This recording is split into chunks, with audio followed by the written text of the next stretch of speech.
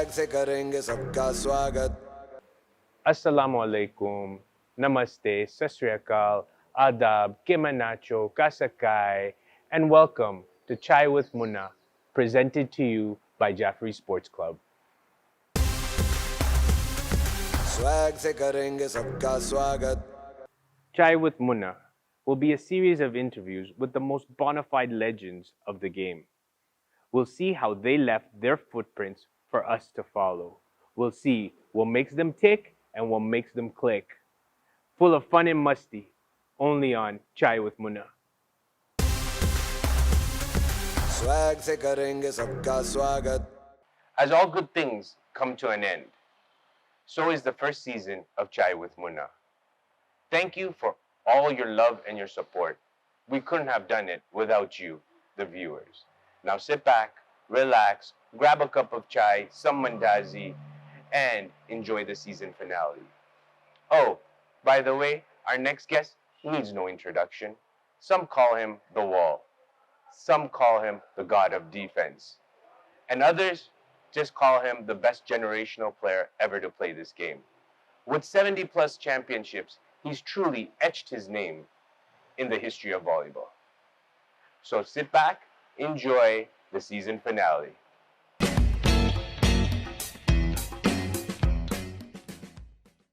Assalamu alaikum to all the viewers. Welcome to Chai with Munna, presented by Jaffrey Sports Club.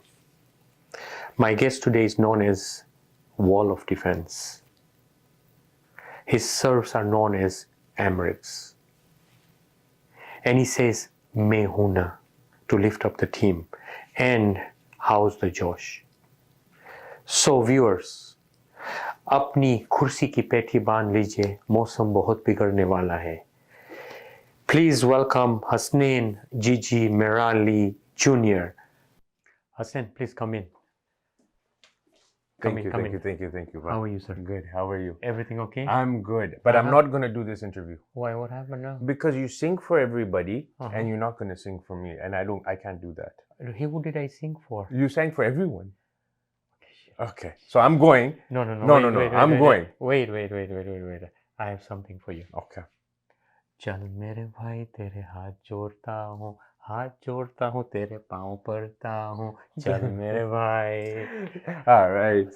Asante aya. Thank you. Best. Hasnane, શું કહે છે?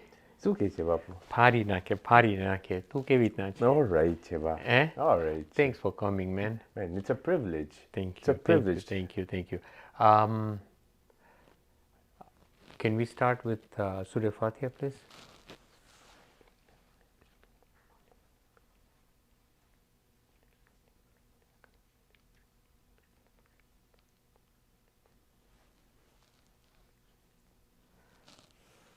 Hasnane, how you want to start this? In Gujarati, English, Spanish, Kutchi, whatever you feel like. Let's do some Spanish here. Spanish, you're gonna put me to shame, man. Okay. Primero, papi, felicidades Muchísimas gracias. en este nuevo show. Es muy tremendo.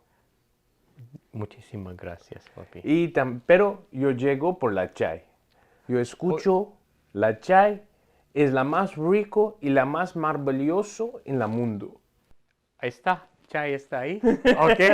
Usted puede tomar qué cantidad quiere. Gracias, papi. I hope you have some subtitles down there for those people. Yes. I'll have some subtitles there. Hasnane, where were you born?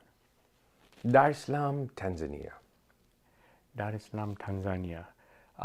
Do you remember which hospital? Aga Khan Hospital, like everyone else. Oh, okay. And how old were you when you left Dar es Salaam, Tanzania? 3-4 years old. So you didn't get a chance to eat those mishkakis and kebabs, keti shop, nothing? No. So when you're going back?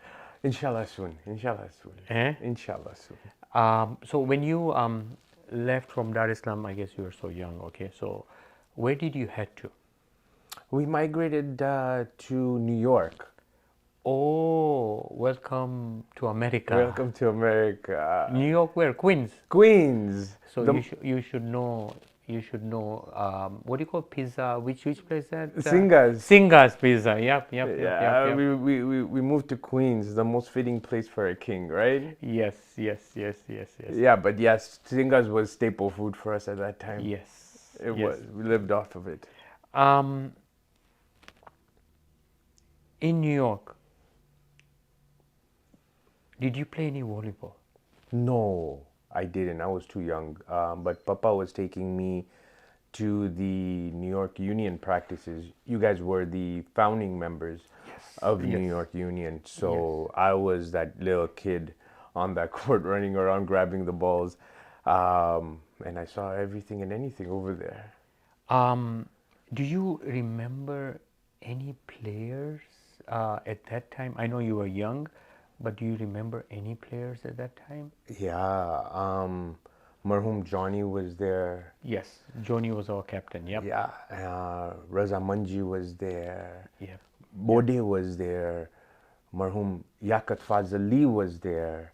And if I'm not mistaken, I think Riz Karmali was there also at that time. Yes. Did you play, like, see any tournaments? I know you're young, but did you see any tournaments over there? Yeah, a few tournaments I saw there. And I remember this tournament that Marhum Johnny came to Papa during the game, and he was holding his hand so tight that blood was coming out of it. And he was telling Papa, Gigi, tizama, damu natoka. Damu inatoka, Damu natoka. It was passion, bro. Yeah, Passion Johnny, he had for the game. Johnny had. He was amazing. Any tournaments you saw in New York? Because it was like hot at that time. Like the tournaments were hot. Just the beginning of this volleyball, traditional volleyball. It was like something else. The rivalries were crazy at that time. Yes. Yeah, I mean, New York versus Allentown. Yes. And Allentown versus Stars or Jaffrey's. And it was just like, it was crazy. Remember anything at that moment? Like Too young, like, just glimpse here and there. You know, you remember. nothing. Nothing besides that Johnny thing got stuck in my head. Okay, and that big lady, what do you call that? Our caretaker, what's her name? Gina. Gina, yeah, I heard some stuff about her. Yes. Yeah, is it true? Yes, it is. It is? It is. Wow, but I guess we'll talk about it off the record here.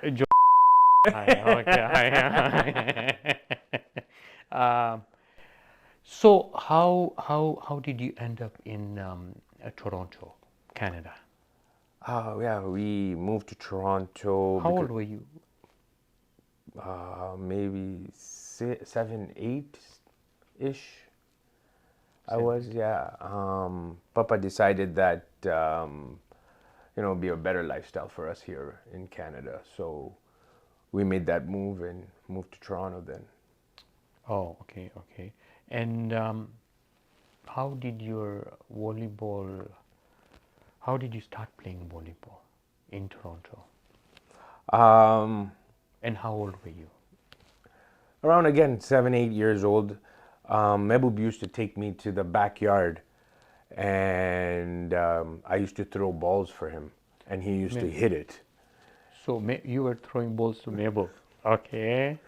Yeah, I was like the official ball boy. Okay. You know, That's everybody starts. everybody starts like that, and then we did that for hours, and eventually I started replying some of these balls. So yeah, that's how I started my volleyball. Okay. Did you play any other sports? Yes. Uh-huh. You'll be surprised actually if I tell you. Tell me the story. Tell me. I actually accelerated in basketball. Yeah, because the ever famous Jaffrey's practice was on Fridays. Okay. And there was nothing to do during the week. So what I did is I just went to the schoolyard and I started throwing some hoops, and I started becoming good. Like practice makes perfect. And for hours every day I just did that. And I developed were you good? I developed a good game. I developed a really good game. So why did you play this volleyball? You know what? You should have been, you know what, in NBA right now. We'll be making money right now. I should have stuck to that route. I should have. Yeah, But but I they guess I had too much passion for the game. for the game. Yeah. So you were like, how good were you? Like Karim Abdul-Jabbar? I wish. I wish. Uh-huh. Yeah.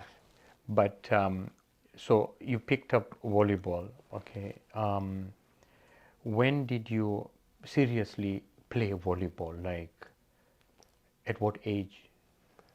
Around 9, I really started, picking up, the game of volleyball. Well, I started playing in the side netty. But at that time, I didn't take, 10 or 20% of the net. I used to play almost 50% of the net at that time. Okay. And when were you ready to play a tournament? Like seriously? Age of 10. Age of 10. Age of 10 with Evening Stars. Wow, wow, wow, wow. That was wow. my first tournament. Age of 10. Okay. Evening Stars, we're going to come back to it. Okay. The viewers would love to know about Evening Stars. So you started playing age of 10. Were you a main netty or side netty? Side netty. Okay. And do you remember which tournament did you play? New York. Wow. The Mecca. That was my first tournament. MashaAllah. Good, good, good, good, good. And what year was it? 88, 89-ish. 89-ish.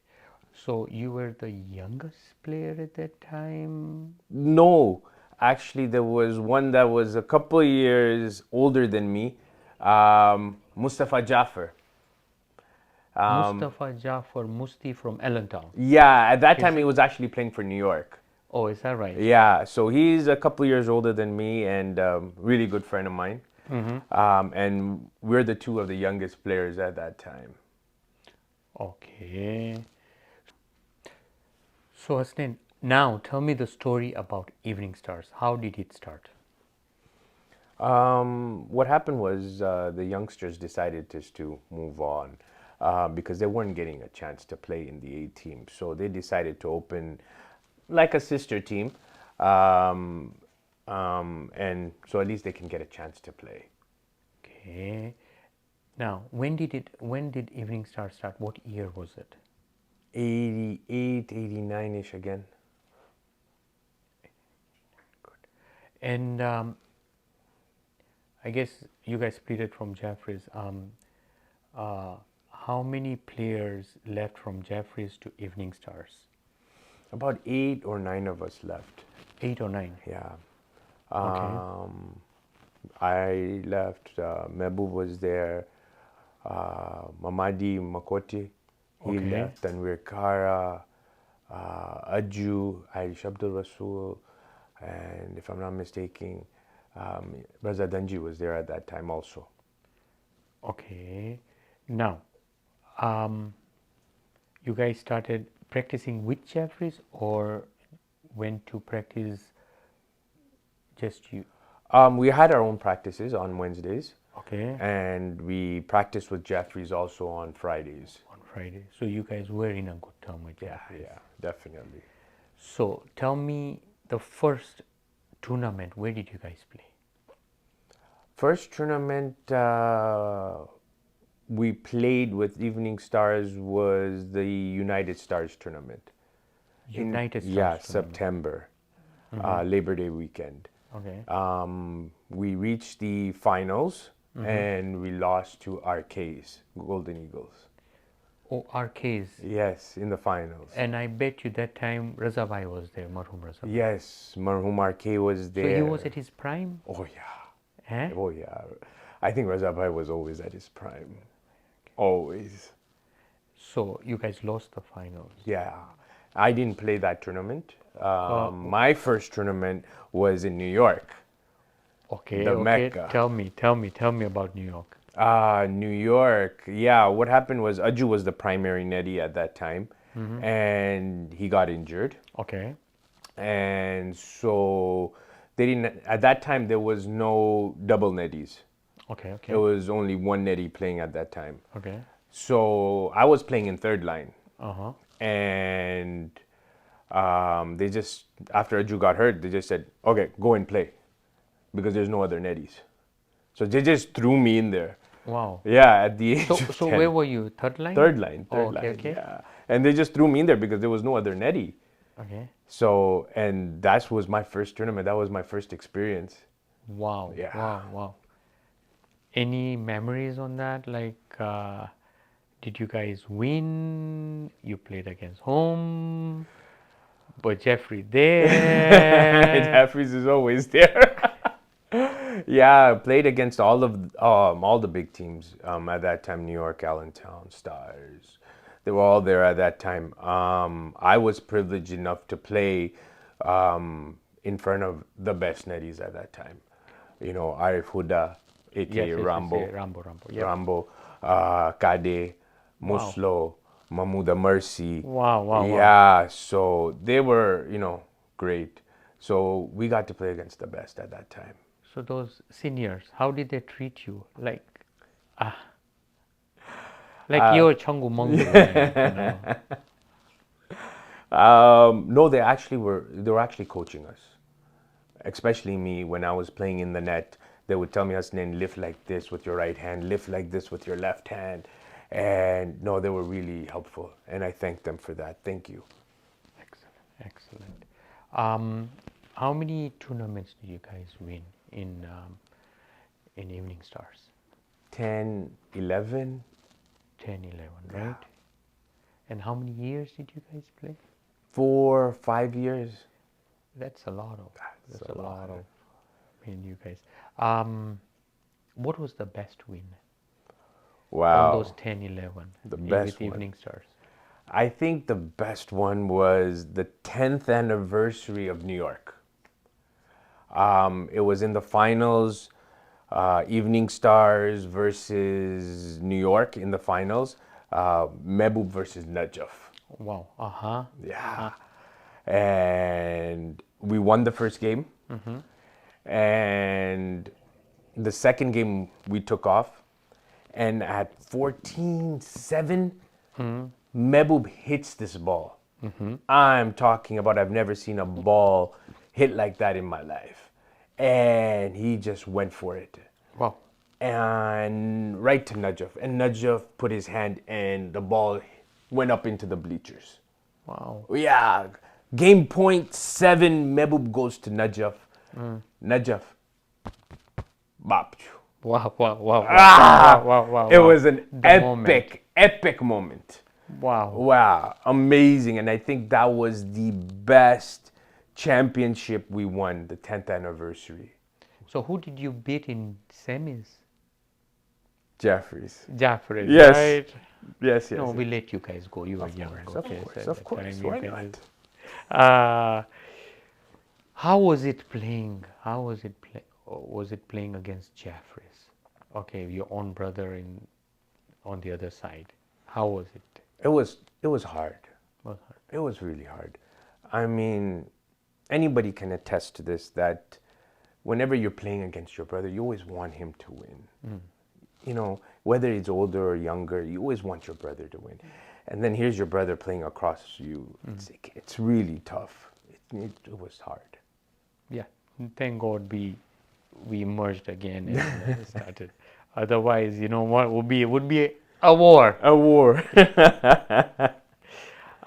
Evening Stars or Jaffrey's, who won most tournaments at that time?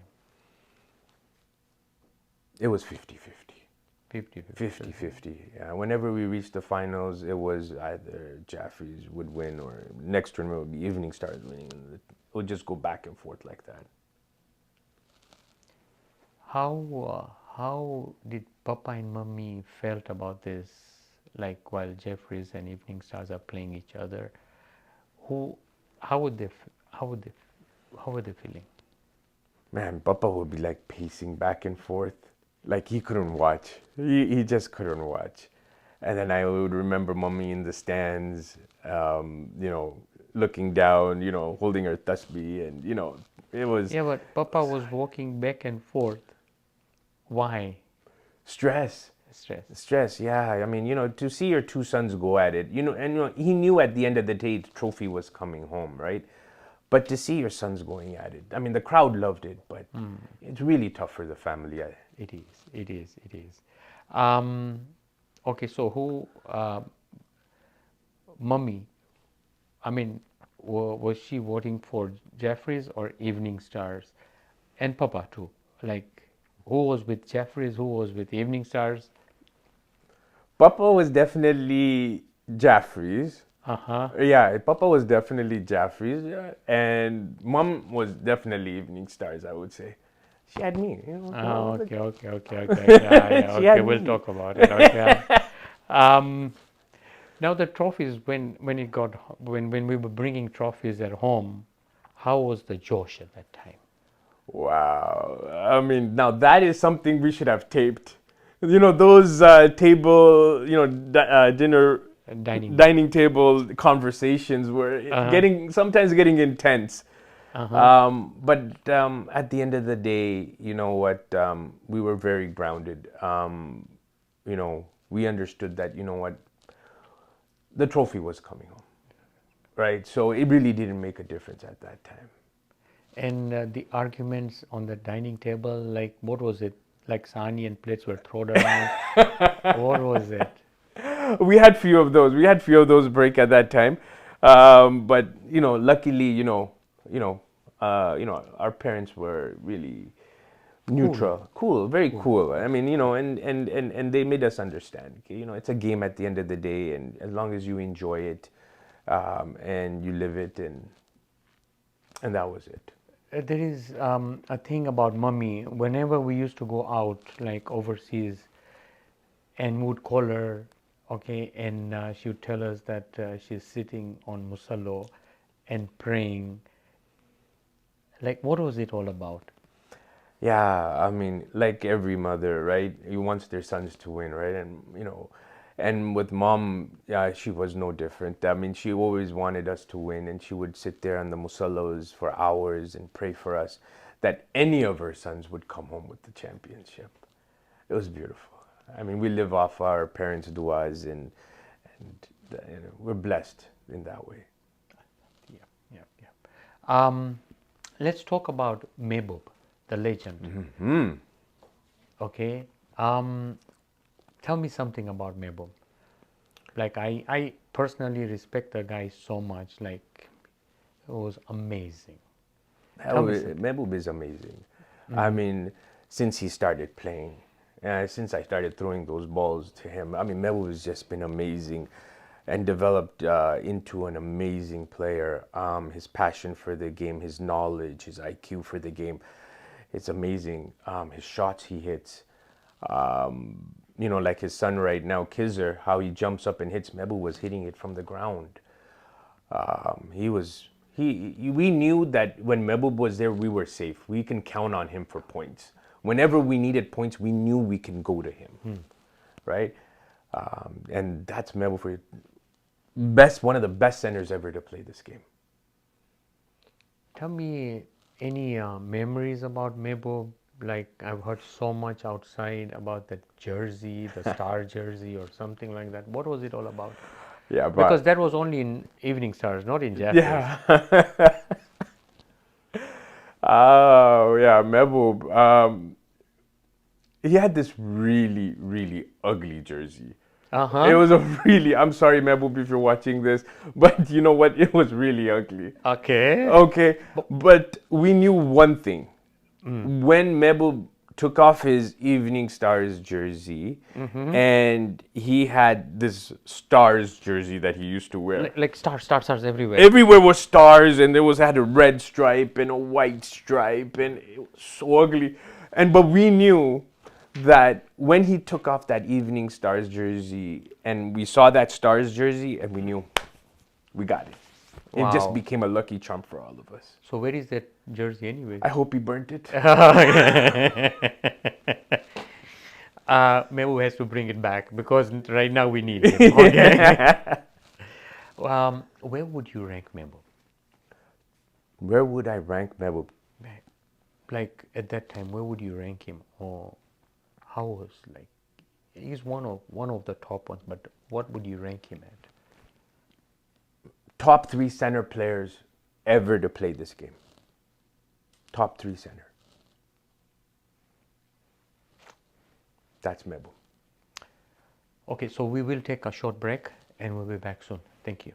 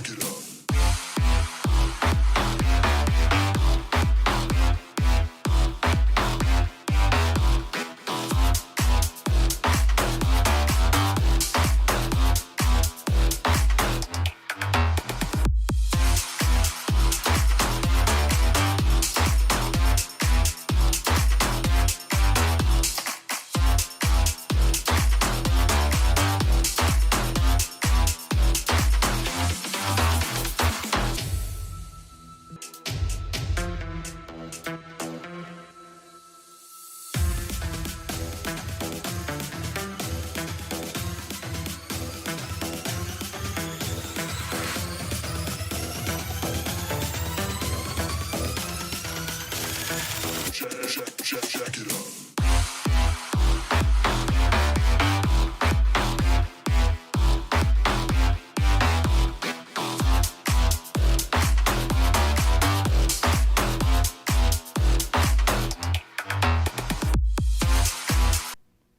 Welcome back, all the viewers. I'm here with Hasnane Gigi Merali.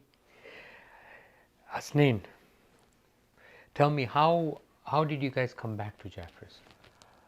What happened was Mebu came back first. Oh, Mehboob came back. Yes. He said he couldn't play against his brother anymore, and he went back to Jeffries. I stayed in Evening Stars for another 3 to 4 tournaments, and I was playing in the center position for Evening Stars at that time then. Oh, okay. So why like you told me Mehboob could not come back because of he cannot play against his brother. Yeah. No, that was something else. Okay. Okay. But we'll talk about it some other time. Okay. So in Jeffries, how did it go when you guys came back? Like, how did you start Yeah. getting in? Because Jeffries again was packed. Packed, stacked. Uh-huh. What happened was, so I was playing for Evening Stars. Played 3 to 4 tournaments, and one day when I go home, Papa's waiting for me at the door.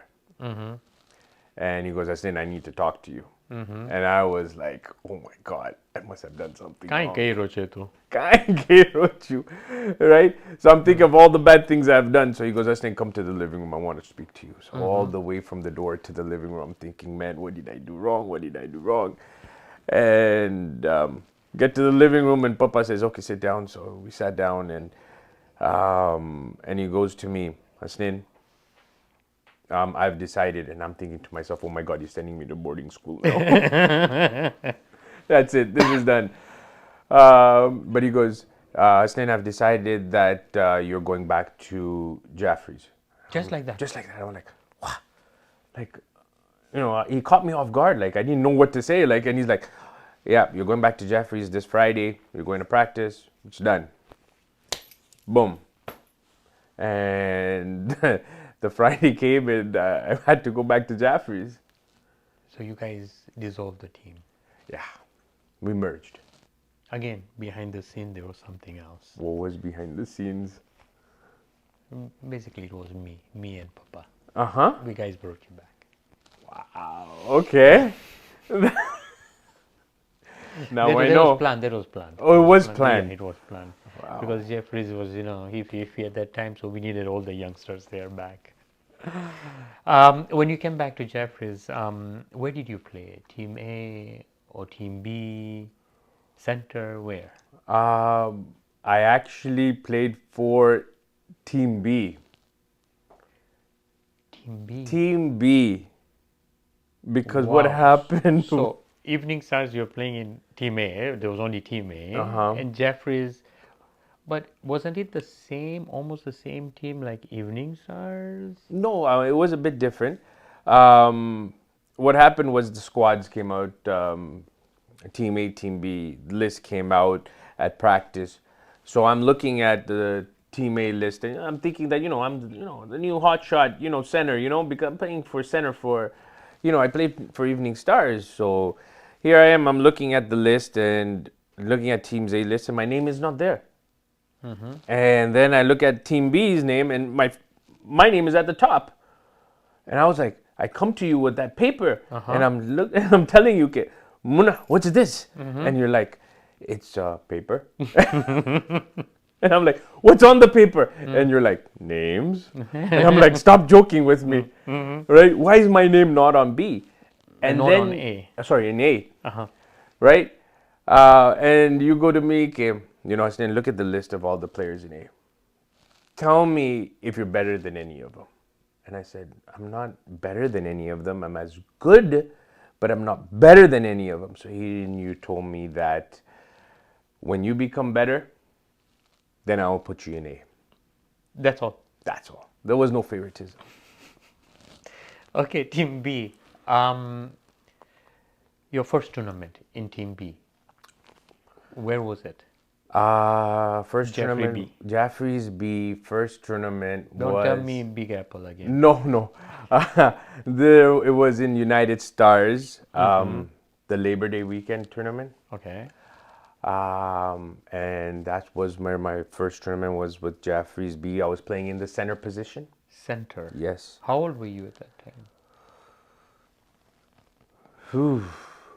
15-ish. Okay. Yeah. Young kid. Yeah, young kid. So here was our first tournament. First game of the tournament, Jeffries B versus Allentown A. Wow. Kausar. Go, sir. Sammy, Mo, Joe, Kade, the works. And at that time, we didn't have a front center. Jeffries never had a front center at that time. Okay. So I was playing in center the whole line, and Koser saw that. And with his experience, what he started doing, he started dropping balls, hitting me in the front and to the right, to the left. And he gassed me. I was like gassed. So we lost that first game. And second game, Allentown goes up 4-love, 5-love. I call a timeout. I'm gassed. I'm huffing. I'm puffing. And you were on the sideline and you came in at that time and you said, Hasnane, you know what? You look gassed. So what you need to do is you put a front center. So we didn't have a front center. So you said, put your serviceman. And at that time, our serviceman was Zamin Kamal. Marhum Zamin Kamalia. He played in the B at that time He with never me. played inside. He was just a service. He was just a serviceman.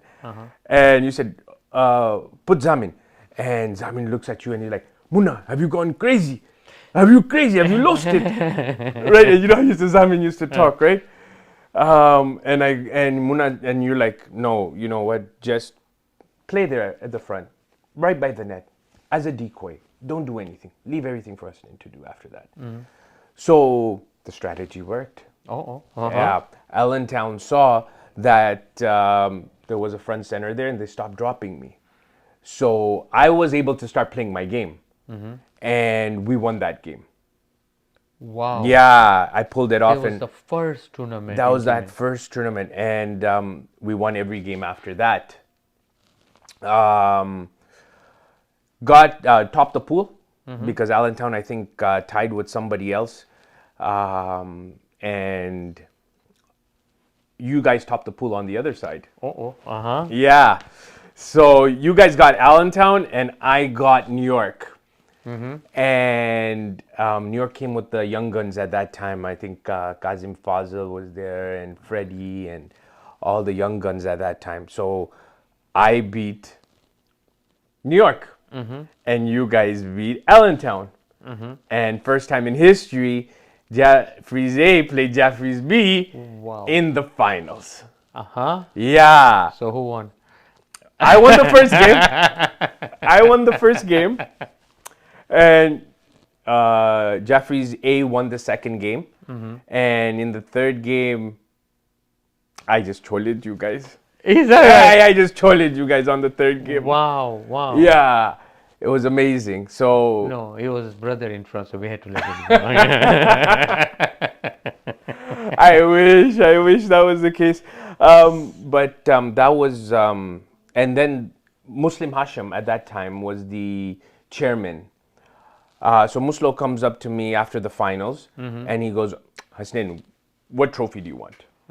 And do you want the best center or the MVP? You name it, you got it. And I'm like, no, give it to my brothers. You know, I don't deserve it. So Muslo was nice enough. He gave me both. Oh, Yeah, he gave me both of them. Uh-huh. And the most prestige one was the best center, Okay. right?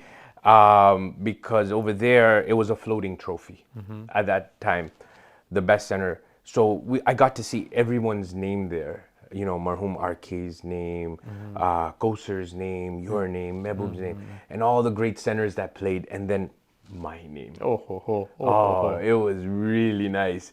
It was prestigious. It was that coveted trophy. So, tell me one thing. Jeffries beat, and finally you came to Jeffries A. Like, you proved yourself. Yeah. Okay, better than the other players. Okay, why didn't you get a chance playing in center? No. Oh, no, that's a story and a half. Jeffries B, Jeffries A, actually, you know what, we got to a lot of finals. Yes. We got to a lot of finals. So I got to prove myself over and over and over again. And until that one tournament that happened, that you guys topped, Jeffries A topped the pool, we topped the pool, and the organizer goes in the semifinals that no, we're not going to have that same finals again. Jeffries A, Jeffries B finals. So they go, one plays one. So Jeffries A places Jeffries B, and two plays two. So it never happened before, but it happened there in that tournament. Where was that tournament, by the way? I'm not going to tell. I'm not going to say it. I get in trouble. Okay. All right. So, I got a lot of chances to prove myself. And then finally that phone call came, the phone call I was waiting for my whole life. Which phone call from home? From you. Okay. Right? And you said, Hasnane, we're only taking one team this time. A couple of our players couldn't make it or something. And you're playing in A. And I was like, wow. You know, I'm finally getting to play, for the Yankees. You know, I'm finally getting to wear those pinstripes now, you know. And I asked you that, okay, if I'm going to be playing center, where you guys are going to be playing? Where you were? And you started laughing at me. And you're like, no, you're not playing center. You're playing front right. And I'm like, front right? I go, I'm a center player. Like, I've been playing practices center. I played tournaments in center and BT.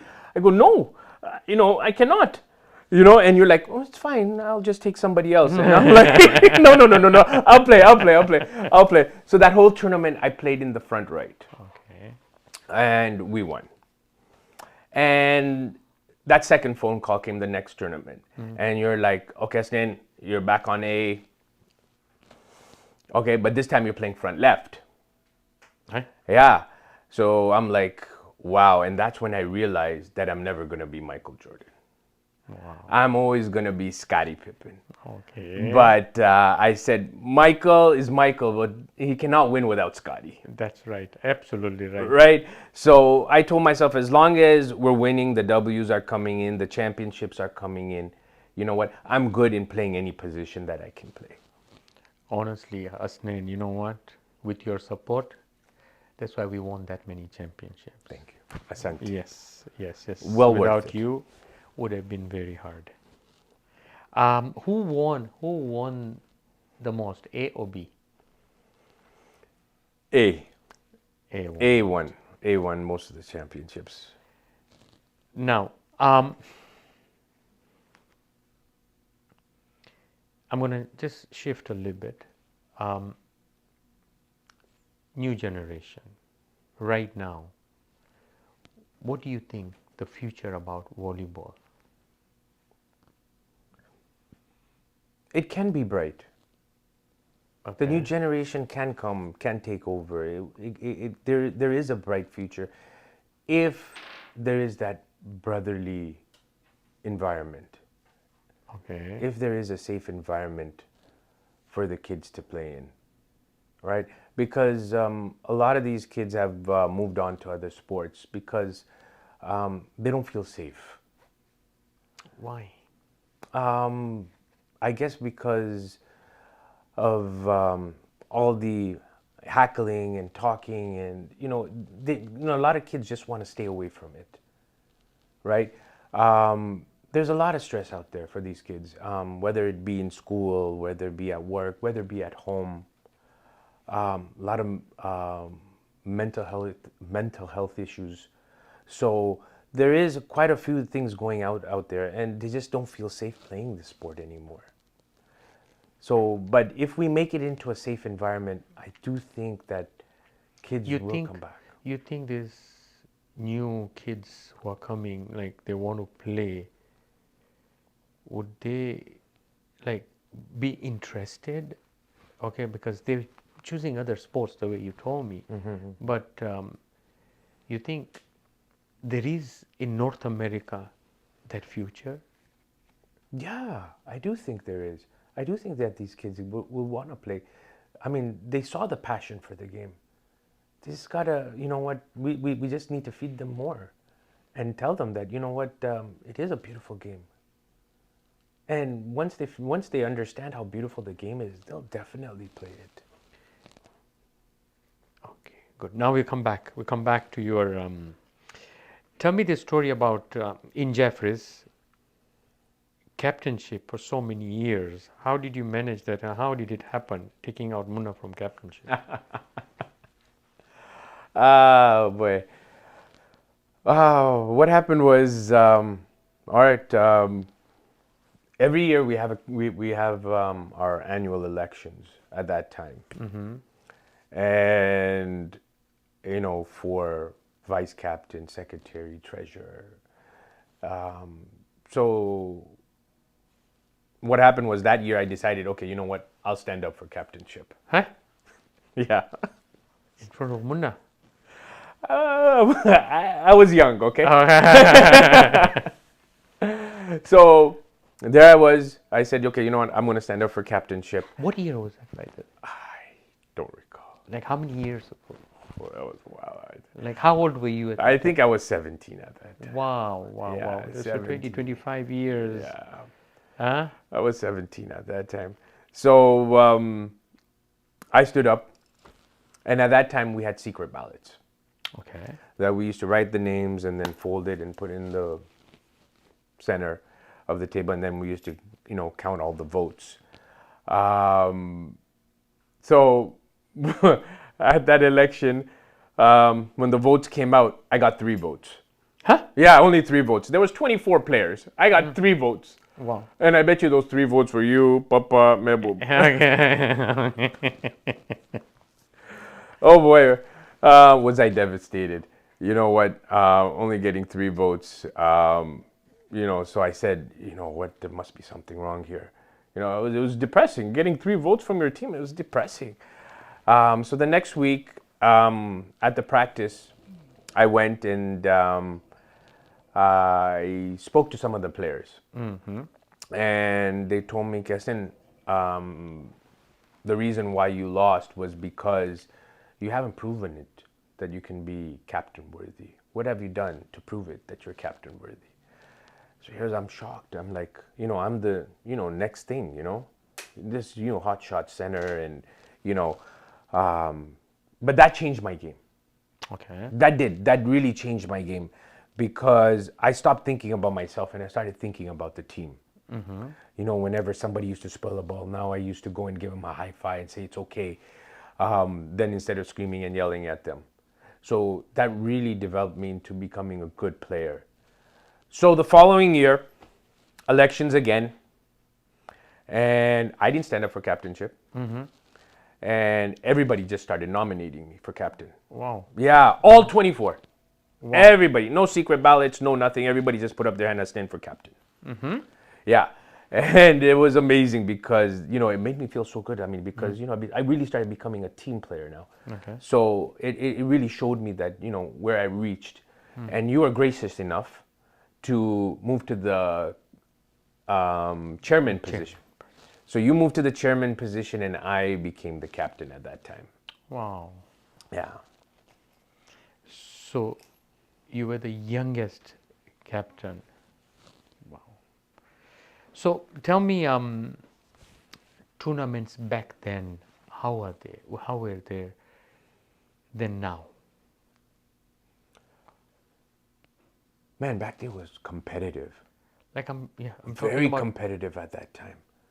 like better than now. But I think personally better than now. Okay. I think personally. Because, man, there was too many good teams.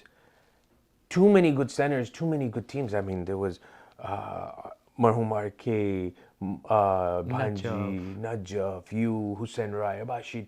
I mean, the list just went on and on and on and on. I mean, there was no easy way out. Even when you're getting to the quarterfinals. Nowadays, if you hit the quarterfinals and you're ranked, high, it's really easy. But at that time, it's like you had to play a tough team from the quarterfinals up. Right? So for me, I found it really competitive. Okay. The brotherhood then and now. Man, the brotherhood then was just next level. It was just next level. I mean, whatever happened on the ground, stayed on the ground. I mean, the love and, you know, what we showed at that time and what the elders showed us at that time was just phenomenal. I mean, we never even used to stay at hotels at that time. No, never. Right? I remember a lot of times you even took me to Marhum Lee's house. Yes. You know, we used to stay there. And, you know, and in the corner, there used to be blankets piled high. You just used to go and grab a blanket and put it on anywhere in the living room, wherever you found a spot and used to stay. And it wasn't just Jaffrey staying there or Evening Stars staying there or New Yorkers or whatever Stars players. They all mixed. We were all mixed there. Right? That's what it was. We loved the sport, but we loved the brotherhood more than the sport. And it wasn't just Lee's house, but there was many houses in New York that was doing it, many houses in Allentown that was doing it, or in Toronto here doing it. It was just, we just loved to spend time together. And that was the brotherhood at that time. Wow. Tell me about the Triangle tournament. Yes. Something about the Triangle tournament. People are talking about it. They don't know about it, but... the Triangle tournament, yes. New York and Easter, Toronto Stars. September, Labor Day, and Christmas was Allentown. It was amazing. Which was the best place? I like personally New York. Me, I really like New York. I guess we're just New Yorkers by heart. New Yorkers, yeah. Yeah. What was the best tournament you played in the Triangle tournament? I mean, they were all good, eh? They were really good. But I think New York, I mean, it just brought out the best of us. You know, I'm sorry to say this, but I'm going to say it. But New Yorkers were asses. Yeah, they were. I'm sorry to say it. Okay, excuse my language. Pardon my French. Whatever you want to call it. But they just were asses. I mean, you know, people say that, you know, Jaffrey's is, you know, rough and tough. I mean, they haven't played against the New Yorkers in the early 80s, 90s. I mean, those guys were mean. Wild and mean. I mean, I'll give you an instance. You know, at that time, tournaments were Saturday, Sundays. So in Toronto, we never could afford to fly out. We always used to drive. because we were all kids at that time. And we used to leave here in Toronto by 8, 9 o'clock and get into New York by 7:30, quarter to 8-ish. And it was great because there used to be like 10 cars following each other at that time. There was an incident too. There's 10 cars. Right? It was fun. It was fun. It was fun. And the front car always had that radar, Yes. You remember that radar they used yes, to have? Yes. So yeah, we used to just follow that front car. But we used to get in around 7:30, quarter to 8, and the New Yorkers would be waiting right out there. Yes. Right out there waiting for us to come in. And they would tell us, all right, your game's starting in 5 minutes. Wow. That's it. Your game's starting. Otherwise, first game, you're giving a walkover. Wow. I'm like, hello, we just got in. Give us, can we change? And like, no, 5 minutes on the ground while we're blowing the whistle. And I thank them. And I really do thank them. Because they pushed us to the brink of exhaustion. Yes. I mean, driving the whole night. And we would run to that court because we didn't want that first game to give a walkover. And we would run and we're changing while we're running, into the court. And they pushed us to that brink of exhaustion. And if it wasn't for them and for that anger we had, they would we wouldn't have won those tournaments. We wouldn't have won those tournaments. Absolutely right. And so I thank them for that, for pushing us to that limit. The Allentown challengers were a little bit more nicer because we used to drive in there at 7:30. They would give you time. They would say, okay, you guys just got here, go eat chai in Mandazi or in Barazi and whatever. Take a nap. No, not take a nap. And they were like, go, drink your, chai in Mandazi and you'll play the second game. But the New Yorkers, No. But did you stay awake, for the whole tournament? Like we come there, like it's a 2-day tournament, 3-day, and then I used to personally, stay awake whole nighter and then go and play in the day. Then again, okay, because you are out with, with your friends, barazas and everything. Yeah. I mean, imagine driving in, staying up the whole night. Then you got to play the whole day. And then at night, you're already at, somebody's house and everybody's there, right? With the barazas. Yes. And then Sunday morning, you're playing again. Yes, you're playing, yeah. And then at that time, we never used to stay the night because everybody had work on Monday. Yes. So you had to drive back the next day. So it's been like 72 hours you never used to sleep. Oh, it was amazing. You had that love with the, all the players, and you want to talk to them and speak to them, and And the game, and you had passion for the game and the brothers. Yes. It was beautiful. It was beautiful. So what other cities did you play? Like other cities, other countries you play? Oh, wow. Where didn't we play? Ask me that. We've gone from the Atlantic to the Pacific and everywhere in between there. Some countries. Yeah, I mean, we travel a lot overseas to Stanmore and Dubai and Dar es Salaam, and we've been everywhere to play, man. So, Mtendeni ground in Dar es Salaam. Yes. Tell me, you must know, you know Mtendeni ground, right? You've been there. Yep, right? the ever famous Mtendeni. Yeah, I was raised there. The story I'm hearing about burning the flag of Evening Stars, what is it all about? If you're talking about that, you're talking about Papa, right? Yes. So it was brotherhood at that time. Okay. It was brotherhood. People make it sound so barbaric, and it's not. It was a bet at that time that if you lose, I'm gonna go burn your flag. If you're gonna lose, I'll buy you mishkaki. If you're gonna lose, it's a peti that you owe me. So it used to be that brotherhood at that time, and everybody got their flags burnt because it was not just only Papa. Then people are making it sound it was only Papa. No, it wasn't only Papa. Everybody got their flag burnt at that time. So people make it sound so barbaric, but it was about love and brotherhood, and that was just a bet at that time. So Hasnane,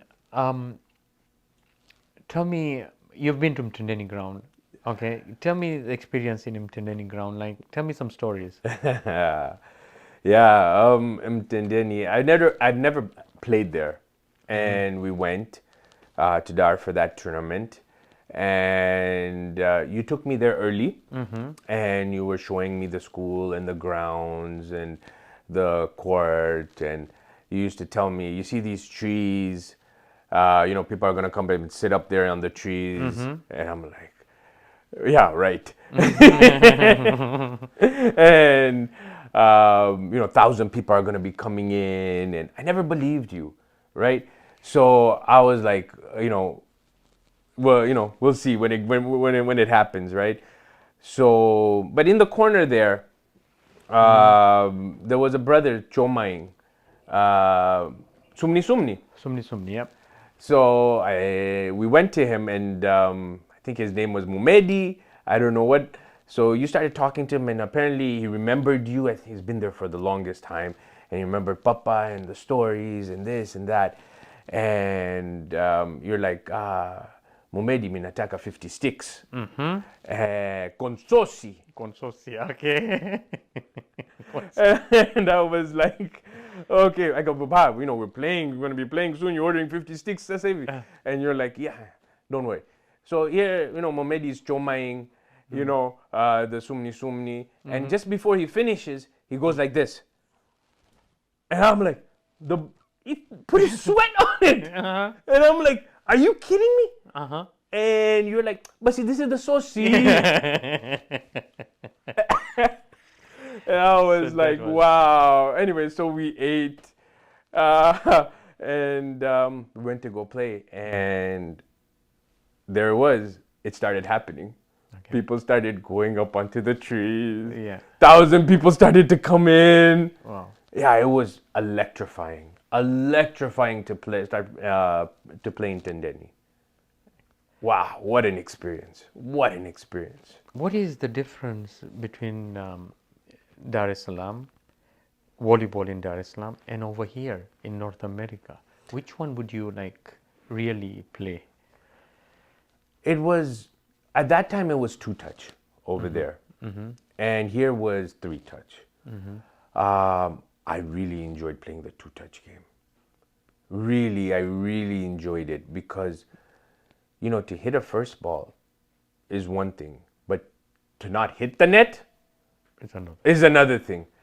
Then for a defensive player like me, I'm like, wow, when we were playing in North America, I mean, I can just put my hand and get it to the net, but to get it over is another thing now. Yes. So it was total different. I think you get respected to hit those floaters. Like you show your talent. Okay, right now you're hitting those floaters, and what they're doing, the front line is hitting the net, lifting it up, smacking it.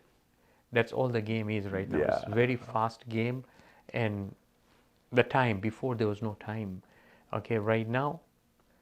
Okay, time limit 20 minutes, 15 minutes, 10 minutes game I played.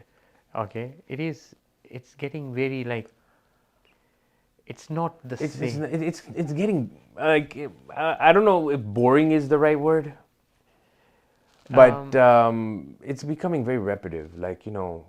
Front line hit the net, let the center hit, let this person hit, let that person hit. At that time, it was more, try to hit that. Try and get a point. Try to get a point now. Yes. I mean, there was a value for a shot. The shots were valued. Put it this way, when somebody used to hit, the crowd used to go, whoa. Yes. So. You also played in Nairobi, Kenya. I mean, you've been everywhere. Nairobi, Kenya. Tell me the story about Nairobi. People, the viewers would love to know what happened in Nairobi. There was an incident that happened in Nairobi. Okay, I'm gonna blame the organizers for it. They should have been more present there, more supervision there. It was Jaffrey's versus Songea. It was a clash of the Titans. The best in the East versus the best in the West. Yes. Right? This was what people were waiting for. It was hyped. It was super hyped, that game. And unfortunately, an incident broke out. Uh-huh. I got hurt. Irfan Dalla from Songea broke his leg.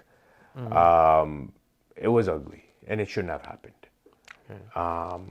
But one thing good that came out of there, it didn't boil outside the court. It stayed inside the court. It finished there. And we realized one thing that us and Songea realized that we don't need to kill ourselves. We can still be the best and still play and still enjoy and let the best team win. And nowadays, it's like we're like one team almost, Songea and Jaffrey's. It's beautiful. Yes. The brotherhood is there. Yes, absolutely right. So, Let's go to a quick commercial break. We'll be back soon. Asante.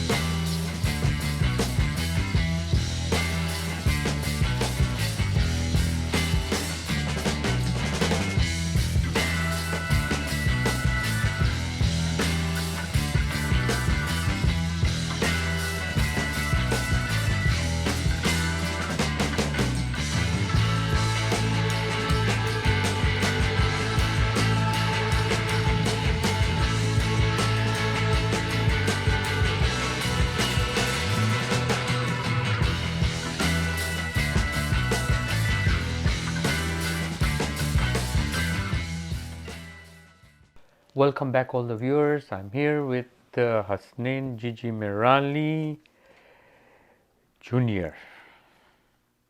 Hasnane, yes. the viewers would like to know a few things about you, personal things. Okay. I'll start with, how's the Josh? Where did this come from? That I usually say when before the game or in the timeout, just to pump the team up. Just to pump the team up. So yeah. How do we do it? How's the Josh? And everybody just starts screaming, ah. Okay.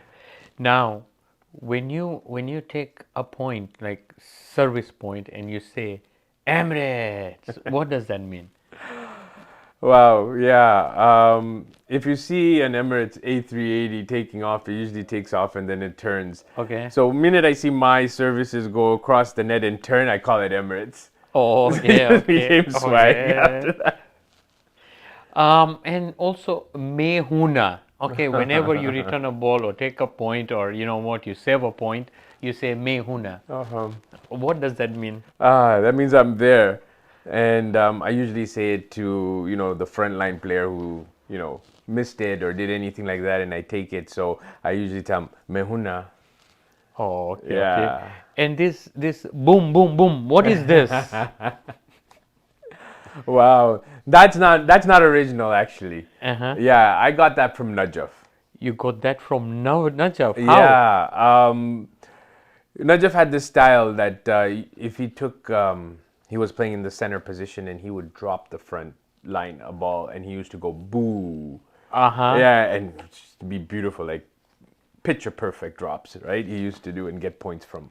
And he used to go boo, and then I just modified it and I said, boom. Okay. When I started, and it just became a national anthem for everybody after that. Yes. And also the viewers would love to know why one of the paint, the leg is up, one of them is down. What is all about? Boy, yeah. I never liked wearing knee pads. Okay. So what I did was I just pulled up my pants so it became Like a knee pad. Like a knee pad, right there. And then it just became swag after that. And the wristband. Tell me the story about the wristband. Oh boy, yeah, that wristband became famous. When I started coming out and wearing a wristband, a lot of people, used to come up to me and say, "Could I have your wristband? Could I have your wristband?" And I never could say no, so I started giving it out. And came this one tournament, we were playing, and it was just before the finals, and this kid came with his mother, and it's like, my son really wants your, wristband, and then he's like, uncle, I want your wristband. And I'm like, oh my God, I can't say no, right? So, I took it off and, I gave it to him, and that whole finals I had to play without a wristband, and that was tough because, it's a part of you now, right? And all of a sudden now you take it off and it's not there. So there was times, during the point or in between the points, I was holding my hand like this just to feel the pressure of the wristband. So it was really tough. And then my wife came out with a really great plan and said, just buy more wristbands and keep it in your bag. Whoever wants it. Whoever wants it, just give it to them. How was it playing against Ismailis? Oh man, we were blessed. We were really blessed. Yes. Oh man, they playing with Ismailis is playing to the next level. Yeah, great centers and players came out from the Ismaili community. Reblo, Salim Banji, Marhum Tagaro, CD, Nyundo. I mean, the list just went on and on and on of all the great players. You're forgetting Faisal Banji. Yeah, Faisal was there. Too many good players. Too many. I mean, it was just next level volleyball when it came to them. Which Ismaili team was the best at that time? Toronto East. Reblo. Untouchable. How would you rank Reblo against Faisal? I mean, Reblo had his time at their prime. How would you rank them? No, I'm gonna plead the fifth on that one. I'm not gonna mention it. Both of them were very talented. Both of them, had the passion for the game, the IQ, the knowledge. They were just one of the best. Both of them. So, who was the best at that time? Reblo. Reblo. Why? What was in Reblo that he was dominating? Wow. I'm talking at his time. Then Faisal came in. Faisal's time. Yeah. Reblo, man, what can I tell you about him? He was, he's the mental assassin. Like, he knew how to play the game, when to play the game, where to play the game. I'll tell you a story about Reblo. Okay. One day, Thursday practice, the ever famous Thursday practice, the East and North practice that they have. So I was lucky enough to be invited there, right? I was playing almost 6 days a week at that time. Were you allowed with your wife? I wasn't. Lucky I wasn't married at that time. Otherwise, no. I was good enough. I was talented enough to play in, with the Ismailis. Monday there used to be Markham's practice, and Tuesday there used to be Toronto Central or Don Mills practice. Wednesday used to be Evening Stars. Yes. Thursday used to be that North and East practice. Friday was Jaffrey's practice. Yeah. And Friday and Saturday I used to take a break, and then again Sundays used to be Jaffrey's. Used to play Alain Maru and stuff, right? So one day, get to the Thursday practice, and early. And we're about 15, 20 minutes early, and Reblo pulls up. Okay. And he goes to me, Hasnane Kurocheto. Okay, hi. Chalander. Okay, so we went inside, and he goes, let's put up the net and everything. And then he goes to me, Hasnane, you think you're good, huh? Just like that. Uh-huh. You think you're good, huh? I'm like, yeah, I don't think, I know I'm good, right? Used to be a little cocky at that time, And he goes, okay, go get a hula hoop. What? A hula hoop. Okay. Right? And so I went to the storage room, I pulled out a hula hoop, and I came to him and I said, okay, idai, kuro kuro. Right? So he's like, okay, go put it on the opposite side of the court. And I'm like, okay. He goes, yeah, back left, right in the corner there, back left. And I'm like, okay. He goes, you think you're good in serving, eh? I said, I think I'm good. He goes, okay, here's the ball.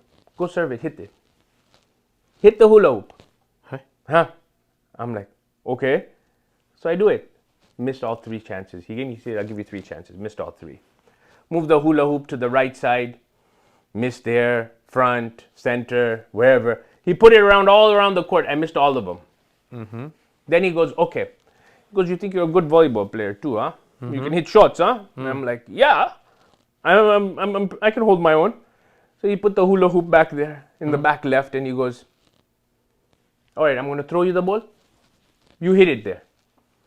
And I'm like, okay. Missed it. All of them. Wow. Missed the right, missed the front, missed the back, missed everywhere he put the hula hoop, I missed. So he goes, hi, beta. Now watch. Go put the hula hoop wherever you want. So I'm like, yeah, I put it back left. He served right in the middle of the hula hoop. Wow. First shot. Wow. Back, left, front, right, wherever I put the hula hoop, he hit it all in the first shot. The first serve. Then I did the same thing to him, and I said, okay, I'm going to throw you the ball, you hit it. He put it. All of them, first shot. Wow. Wow. I mean, Reblo I think he had a remote control on the ball. Like he literally had a remote control, like he was playing, like he would move the ball where he wanted to go. Yes. That was Reblo. Accuracy. It wasn't power with him. It was all about accuracy. Accuracy. Yep. You played with Ismailis. Tell me something about it. Man. I did not get. I got a chance to play with Ismailis too, but Yeah, I was privileged. I mean, seriously, I was really privileged. I mean, went to a lot of their practices, a lot of their tournaments. I mean, they're just fun. I mean, as I said, they just take volleyball to the next level. It's so fun with them. It's different type of volleyball. But would you, as far as I know, okay, right now, the Ismailis volleyball has gone so down. Okay, I don't see any young kids coming up. I don't see a future, to put it that way. Is there any future in Ismailis? I mean, there are some kids that are coming up. Okay. There are new kids that have come in, and they're starting. They're starting up again. They are. Yeah, and very talented kids that are coming up. You'll see them hopefully, in tournaments. But they will come back. I mean, they're too talented over there. Way too talented. They won't miss out.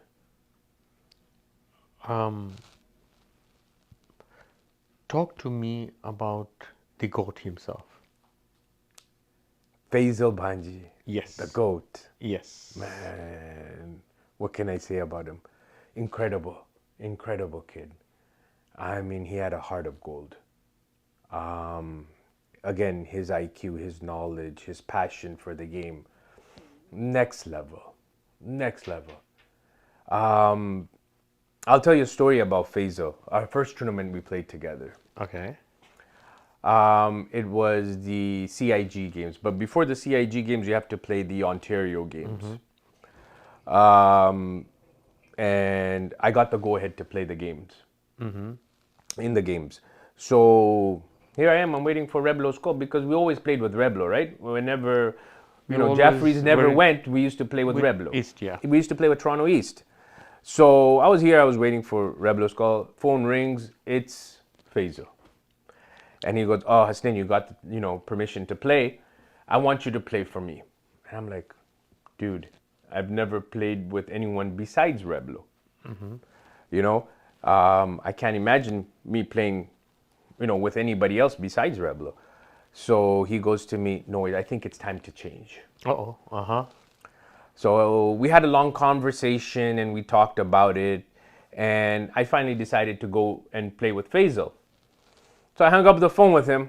And I said, okay, fine, let's play. I hung up the phone with him. And 15 minutes later, Reblo calls. Uh-oh. Uh-huh. Oh boy, yeah.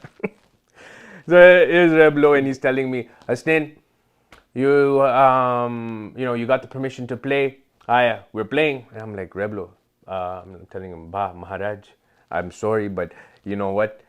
I'm going to be playing with Faisal this time. And you should have seen him, how upset he got. He started screaming, yelling with me. And it was like, oh boy. And then finally, but nice of him, he finally gave me the permission to go. And he said, okay, he gave me his blessings. And he said, go and play. Enjoy. So I never played with Faisal ever. Finally, I get on the court with him. And it felt like Maverick and Goose. Like we were so in sync. Never played, always played against each other, but never played with each other. And to be that in sync, it was just like, wow, it's like amazing. So we went on, we got to the finals. Now, that Sunday of that finals, the tournament was Saturday, Sunday, and that Sunday of the finals was 1st of Muharram. And I told Faisal ahead of time that, look, dude, I gotta leave by 6 o'clock, 7 o'clock, our mudlist is start, I gotta go, bro. And he was like, no, just play up till whatever time you leave, whenever you need to, right? So come finals, it was against Reblo. So it was already like 6 o'clock. And I told Faisal, dude, I gotta go. You know, and he's like, Hasnane, do me one favor. Give me half an hour. And I'm like, okay. So I'm thinking in my head, okay, he wants to win the first game, and then whatever happens, happens with Reblo after that, right? So the game starts, 6 o'clock. 6:15, he finishes the first game. Beats Reblo under 5. I'm like, and he looks at the time and he tells me, Hasnane, He did. 15 minutes to 15 minutes he finished. go. Finish under 5. Under 5. Confident. The guy looks at the clock and he says, I got another 15 minutes. And I said, all right, you do you, bro. I'm leaving 6:30. You do you. And second game, he beats Reblo in love. In love. In love. Nobody has beat Reblo. Nobody in his life. Reblo has never lost in love. He was the first. Wow. And he finished it in 10 minutes. Everybody's celebrating here. Everyone is celebrating. And he didn't care. He looked at the time and he goes, Stan, I still had another 5 minutes. And he was like, confident, eh, this kid? Confident. And, but all the way through, you know what, everybody was celebrating, you know, beating Reblo love and all the whole chaos going on there. He didn't care. He didn't. He made sure I picked up my bags and he walked me to the car and made sure I left at 6:30 sharp. Wow. And all the way through to the car, he was thanking me and he was telling me, Hasnane, this wouldn't have been possible without you. Wow. That's Faisal. And I just fell in love with him after that. And we played like 10 tournaments together and we won all 10 and it was beautiful. The kid was super kid. We miss him all. Oh, yes. How was it playing with and against him?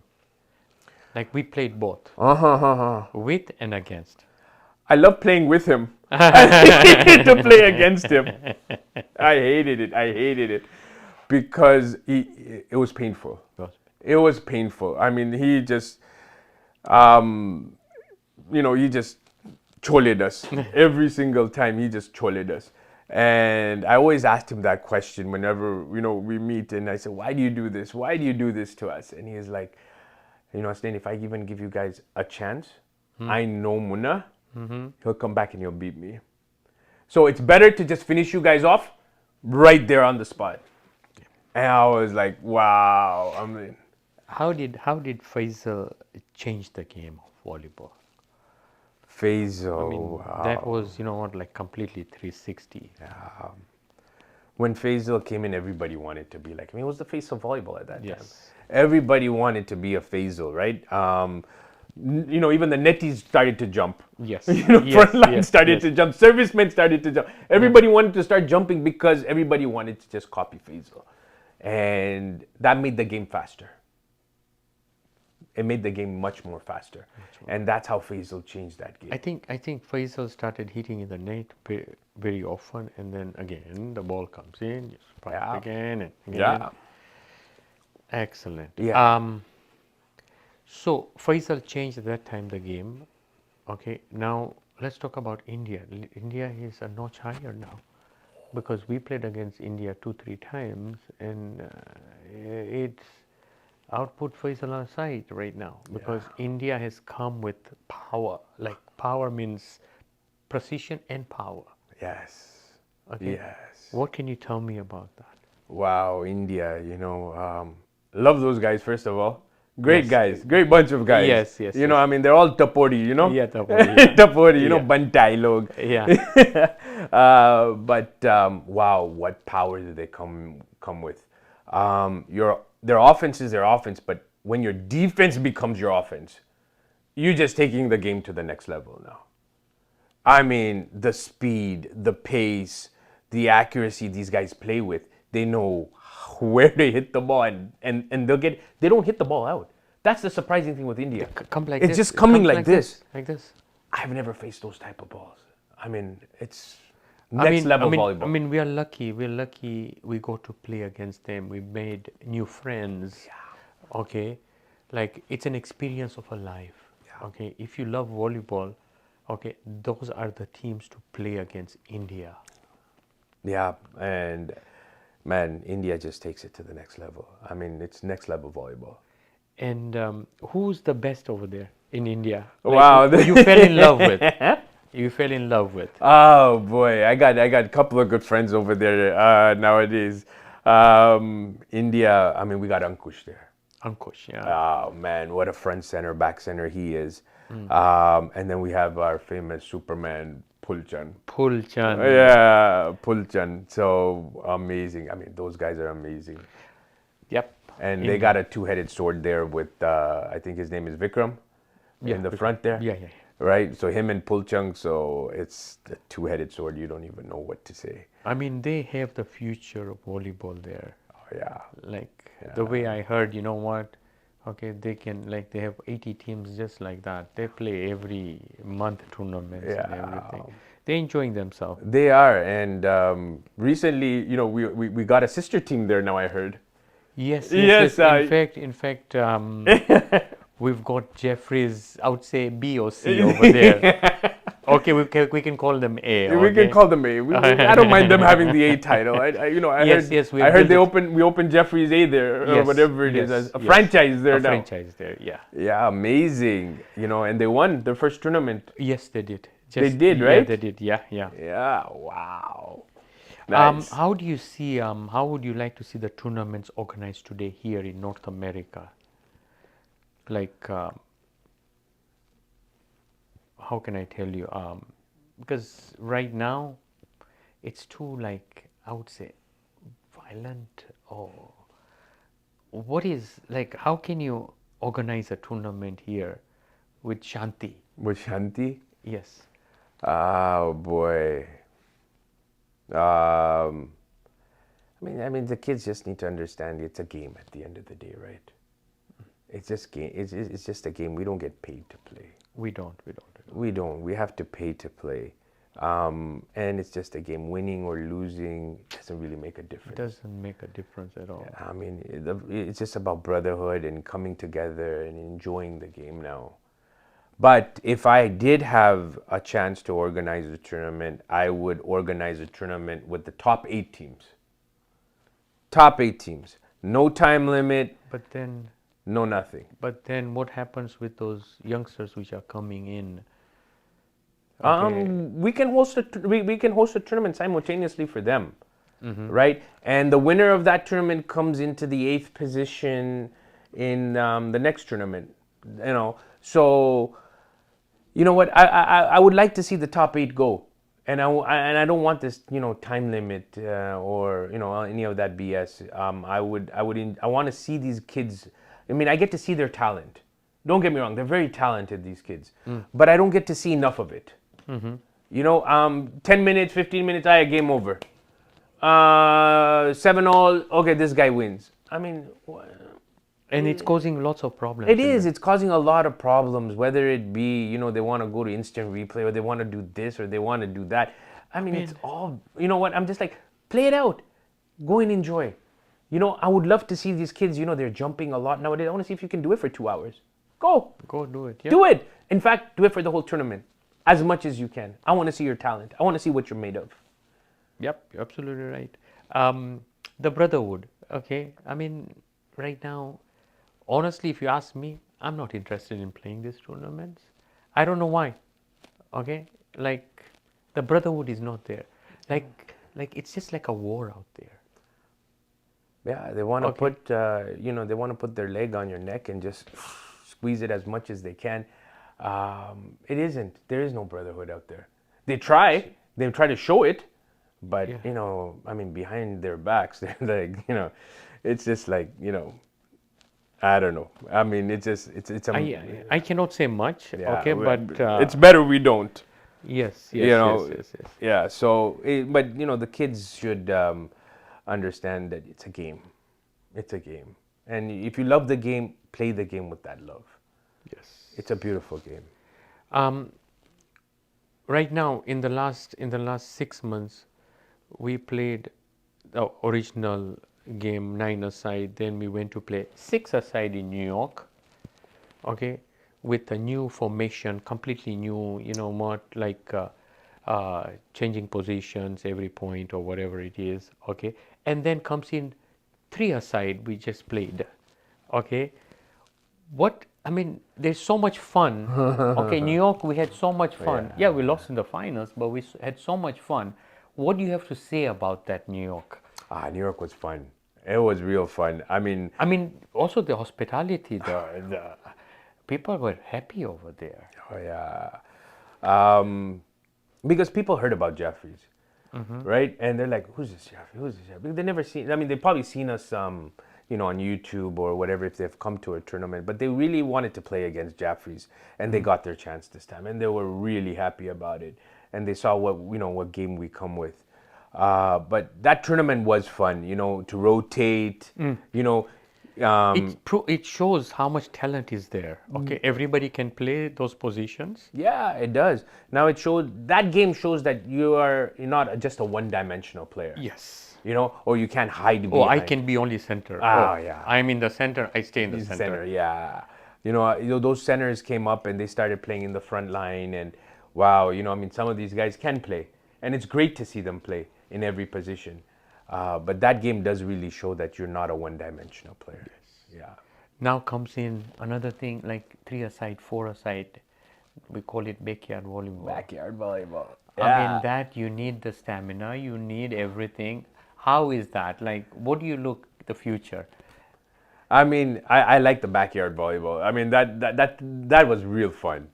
Because it's just 3 players. Yes. That's it. Kill yourself. Kill yourself as much as you want now. Now go for it. Yes. Let's see what you're made of. It's fun. It's fun. It's like a pickup game when you go to a yard, schoolyard, and you get to play that basketball game. It's next level. Yeah, I think not only that, the 5 or 6-a-side and 4-a-side or 3-a-side is the future of volleyball. The way I look at it, because you can get any players. Okay, 3 players. Okay, you go and play. You can go, yeah. You can pick any player and go and play and enjoy yourself. It is actually, you're right on that point, because a lot of teams don't come. Oh, I don't have enough players. Yes. And a lot of teams don't show up to tournaments. Yes. Here, if you're playing 3, bro, now you gotta show up. So yeah, you know what? It would really be fun. Inshallah. I think the direction, the way I see it personally, I don't know. Then I could be wrong, but the direction is there: 6-a-side and 3-a-side or 4-a-side, whatever it is. Okay, I think that is the way to go. It'll be real fun to see it. I would love to see it. How like that's the way the game is going to be changed. Then I don't know. It all depends upon. Yeah, you see, I think things need to change. People need to chill out. Things need to change, and this is a good way. Backyard volleyball that you're talking about. It's a new way of coming and saying, what, hey kids, enjoy, have fun. It's not about winning or losing anymore. Go out there, show your talent, enjoy, love the game. If you have passion for the game, you don't need 6 players. You don't need 6. You don't need 6 players. You need 3 friends. You need 3 friends and go out there and play. And it doesn't make a difference if you're in the same city or not. Just go out there and play, have fun. And we just had one tournament, Ramzan tournament. It was fun. Like, Congratulations, by the way. Oh yeah, thank you. Congratulations. It's on my interview. It's yours. Okay. Way to go, bro. What can you say about your fans? Oh boy, my fans. Man, they're great. They're great. everywhere I go, whether it be, any city, restaurants. My wife actually gets tired of it sometimes.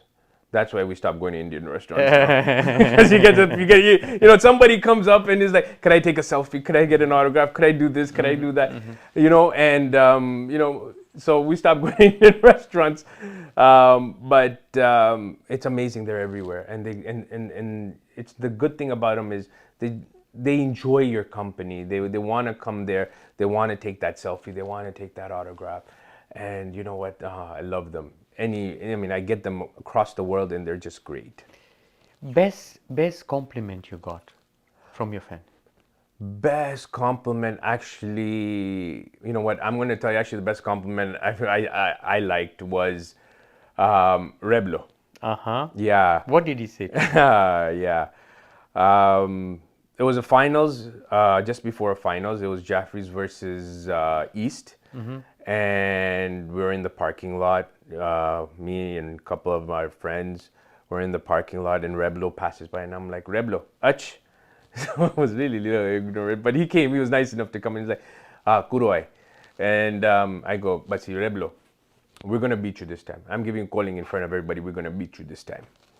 And he started laughing, and I'm like, "What are you laughing? Kule kileto, kule kileto." And he's like, and he goes to me, "Hasnane, you see that?" And he points at the end of the parking lot, and he goes, I'm like, "What am I looking at, bro? I'm kuro narato. What is this?" So he's like, and he goes, "You see that newspaper that's flying over there? Go pick it up. Tuke kamach to." And I'm like, "Muke kule kamach." Newspaper. Muke kule kamach to. That newspaper. And he goes, "Then wancho has to come out." And I'm like, "Excuse me," I got confused. I'm like, "Okay, yo, they missed something here." And he's like, no, you didn't miss anything. And like, it'll come handy to read because I'm not going to read. I will not play 1 point with you. And I'm like, "What? Are you scared?" And he goes, "No, I'm smart." And he goes, "To play with you, it's bad business. I'm going to hit you 100 balls. You're going to give me 1 point. So why am I going to do it?" So that tournament, he didn't come once. I probably got 3 or 4 balls that whole finals. Finals, he didn't come once to me. Wow. Yeah, and I went to the other side because he was playing on the other side, and he went on the opposite side. I didn't get nothing, and we just lost. The guy had those. He knew exactly how to do it. But what a compliment. Bad business. You know what? That's Reblo for you. We have some words from from our viewers. Oh, really? Okay, yeah. Wow. Let's listen to them right here. All right. Right here. My name is Mebs Lada. I know Hasnane Merali for 25-30 years, and he's not just a great human being, but he's a phenomenal volleyball player. And it has been a privilege and honor to have him during his Smiley Games in Dubai. And I hope, it's my earnest hope that he'll play for the upcoming Smiley Games in Portugal, Lisbon. Assalamu alaikum everyone, this is Mustafa from Allentown, also known as Musti. I was asked to say a few words about Hasnane Gigi. I can't say enough great things about this gentleman. He's my best friend, my brother, my best buddy, and I've known him since I came to the US. I came to know Hasnane through volleyball. I've played with him, I've played against him, and he is amazing on the court, and off the court he's even more amazing as a human being. From a competitive standpoint, I have not seen a tougher competitor than Hasnane, but also remaining as calm as anyone should be in the game. I have witnessed with him and against him the many championships that he has won and all the accomplishments that he has gained in the sport of volleyball. One of the best human beings that anyone could ever come across. I wish him the best, and I look forward to seeing him soon. Take care. Khudafiz. Assalamu alaikum. Just to introduce myself, I'm Kazim Balu from Allentown. I'm honored, privileged, and was asked to speak a few words about Hasnane Gigi Merali. So what can I say about Hasnane? Hasnane, a friend. Hasnane, a volleyball player. Hasnane, an arch rival. Or Hasnane, a buddy. Played against Hasnane when Hasnane played for Evening Stars with Mehboob. A solid player, a true wall, playing on the side, one side of the back line, whether it was concho or it was service line, would never break, always a solid player. Evening Stars merged with Jeffries. Again, Hasnane continued playing the back line. Solid player till to date, a solid wall, would never break. His job's always to return and will always return each and every ball. A solid serviceman, always considers himself to be a failure if he does not get a service point in any given game. Even if they win the game, Hasnane will always feel like that he never fulfilled his responsibility. As a friend, known Hasnane for over 30 years, have hung out together, been to places, had a lot of fun together, enjoyed delicious foods. Great individual, great person. And as a human being, a solid heart. Hasnane, always smiling, always welcoming. Truly the genes of his brother Munna, but a solid person, solid individual. Love the guy. As a player, heads off Hasnane. You still continue to do it. You can still do it. You're still a solid player, aka Shahrukh. Doing a great job, man. Keep it up. Really appreciate what you do on a daily basis. Hasnane, Dara's here. First and foremost, congratulations. You finally made it to the hot seat on Chai with Munna. That automatically gives you a legendary status. There's nothing that I can say that has not been said about you, but I will share the story. There was a time that I was talking to Faisal, and he said to me that the one team he respected the most was the Jaffries. And he used to say that, Daras, when I played the Jaffries, I can end the game very quickly. However, the games went longer was just because of you. Hasnane, you are a true legend. You are a force to be reckoned with. And I am very fortunate that I had the chance to play it beside you and win a championship. It was inspiring. And the pinnacle of my career was when I played in the finals against you. Those 15 minutes, the balls that you took, I honestly thought that you're going to build a six-pack after the game was over. But I have to throw this in, Hasnane. But that one point that I took off of you, I know it's never going to happen again. But Hasnane, you're a great volleyball player. As we all know, every sports legend gets a statue outside an arena. Hasnane, you have conquered every arena possible that you played in. You belong in the Mount Rushmore of volleyball. I just hope your knees hold up to get you up there. You just saw it. Wow. Okay. Amazing. Any comments about this game? Man, this is amazing. I mean, this makes it really worth it. All the blood, the sweat, the tears I put in to the game. I mean, Mashallah. speechless. Yes. Let's go for a quick commercial break. We're coming back soon. Thank you.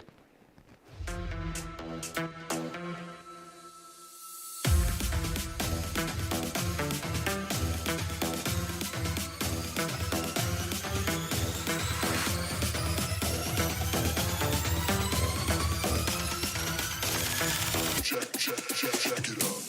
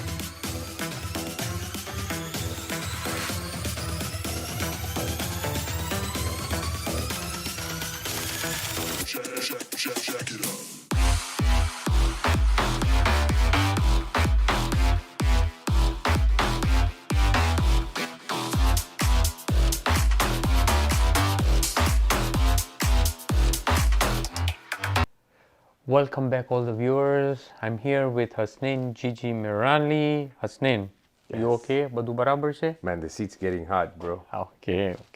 Hi. Hasnane, tell me, why people hate Jeffries? Wow. I think hate is a very strong word. Dislike. And there's a few things there. First of all, they're just tired of seeing us win. Tired of seeing us in the finals. That's one of the reasons. The second reason is we're not just their team. You know, What do you mean? I mean, not everybody likes Tom Brady or LeBron James or Messi, Ronaldo, or even Liverpool. We're just not their team. You know, they have their own set teams, and I respect that. And then we have the third group there, which is the far left. Okay. I call them my super fans. Yeah, because they're so far left. Because day and night, what they do is they just talk about Jaffries. There are people like that? Yeah, the far left. Okay. Night and day, they just talk about us. They go home, they talk about us. They go to work, they talk about us. They call people and they talk about us. And they try to brainwash them. And they've even gotten to the extent that they've called hosting teams and said we shouldn't invite Jaffries. Wow. Yeah. Wow. So yeah, I call them my super fans. They're the far left, and I feel bad for them because they've tainted the game of volleyball by doing that. I think they need to understand that it's a game only, and again, we don't get paid to play. I mean, it's about brotherhood. They forgot about that too. So yeah, I feel bad for them. Okay, good answer. Let's talk about the legends of the game. Yes, the legends. We have to remember them. Yes. Najaf, what can you tell me about Najaf? Najaf, swag daddy. Yeah, you know, he used to come into the court with his collars up, and he would tell you, 5 love, your serve. Shit. Yeah, that's guy- Najaf. Head chati. Oh, yes. 100%. Kausar. Powerhouse. I mean, this guy was, you know, all about power. If you put a dime on the court, he would hit it. Wow. With that power. Yeah, you would put him front line, back line, center, front center, back center. You put him anywhere, he would play. I mean, he just loved the game. He was about brotherhood and his team. I mean, amazing. Kosar was just amazing. Marhum Johnny Bojani. Mr. Magnet, I call him. Why Mr. Magnet? Man, Johnny's with that, you know, you would love him more than you would hate him. Yes. You know, I mean, I got to know Johnny really well when we lived together in Costa Rica. We lived together for about a year, and we would talk about volleyball Day in, day out. day in, day out, till the wee hours of the morning. And he used to tell me about all of the volleyball that happened in Dar es Salaam and in India when he was there. And he always used to tell me, Hasnane, I'm going to beat you. I'm going to beat you. And I'm looking at him and I'm telling him, Johnny, please. I mean, you know what? We're the untouchables, you know? But he said, but if I cannot beat you, my son will beat you. And his son. He did it. And he did it. So kudos to And JJ. before there. he passed away. Yes. Yeah. Marhum Liaquat Fazal, what can you tell me about him? Oh boy, he was Mr. Dependable. I mean, that guy was such a nice guy. Whatever you needed, at whatever time you needed, on the court, off the court, he was just amazing. But I need to ask you a question about him. Tell me. Am I taking your interview or you're taking mine? No, I just want to, ask you this question about Marhum Lee here. I heard that he was the chairman of New York Union. New York Union, yeah. And I heard that if he ever called you to his office, you know, it was like a type of a mafia atmosphere. You know, it was a dark room, one light, one table, two chairs. It felt like, you know, like the Godfather movie. Is that true? Somehow, yeah, it is true, but he got the office like that, so we were using it like that. Okay. Okay, Is so that it's how it not is? that he wanted that kind of an office. But it was like that type of atmosphere. It was like Something that like Godfather. that. Something like that. Lucky I wasn't called into that office. Marhum Zamin Kamalia. Oh, diehard Jeffries, eh? Yeah. Ah, what a guy. I mean, one of the best servicemen ever to play the game. He was diehard Jeffries. You know, with his Yali bandana he used to have. I mean, the guy was just And the way he was serving, you know, Yali. Yali, and it was just amazing. What a guy. What a guy, Zamin. Marhum Raza Kimji. Oh wow, what can you say about Reza uncle? He was like the walking encyclopedia of volleyball. Yeah. He loved volleyball. Yeah, I mean his passion for the He game. made even that shooting ball book. Yeah. Yeah, I mean, what knowledge he had, what IQ he had for the game of volleyball. He was, you know, whenever you would meet him on the court, off the court, he would coach you. I mean, hit the ball like this, hit it here if you want it to float, have this motion. I mean, the guy was just an idol, an idol of volleyball. CD. Oh, another swag daddy. Yeah.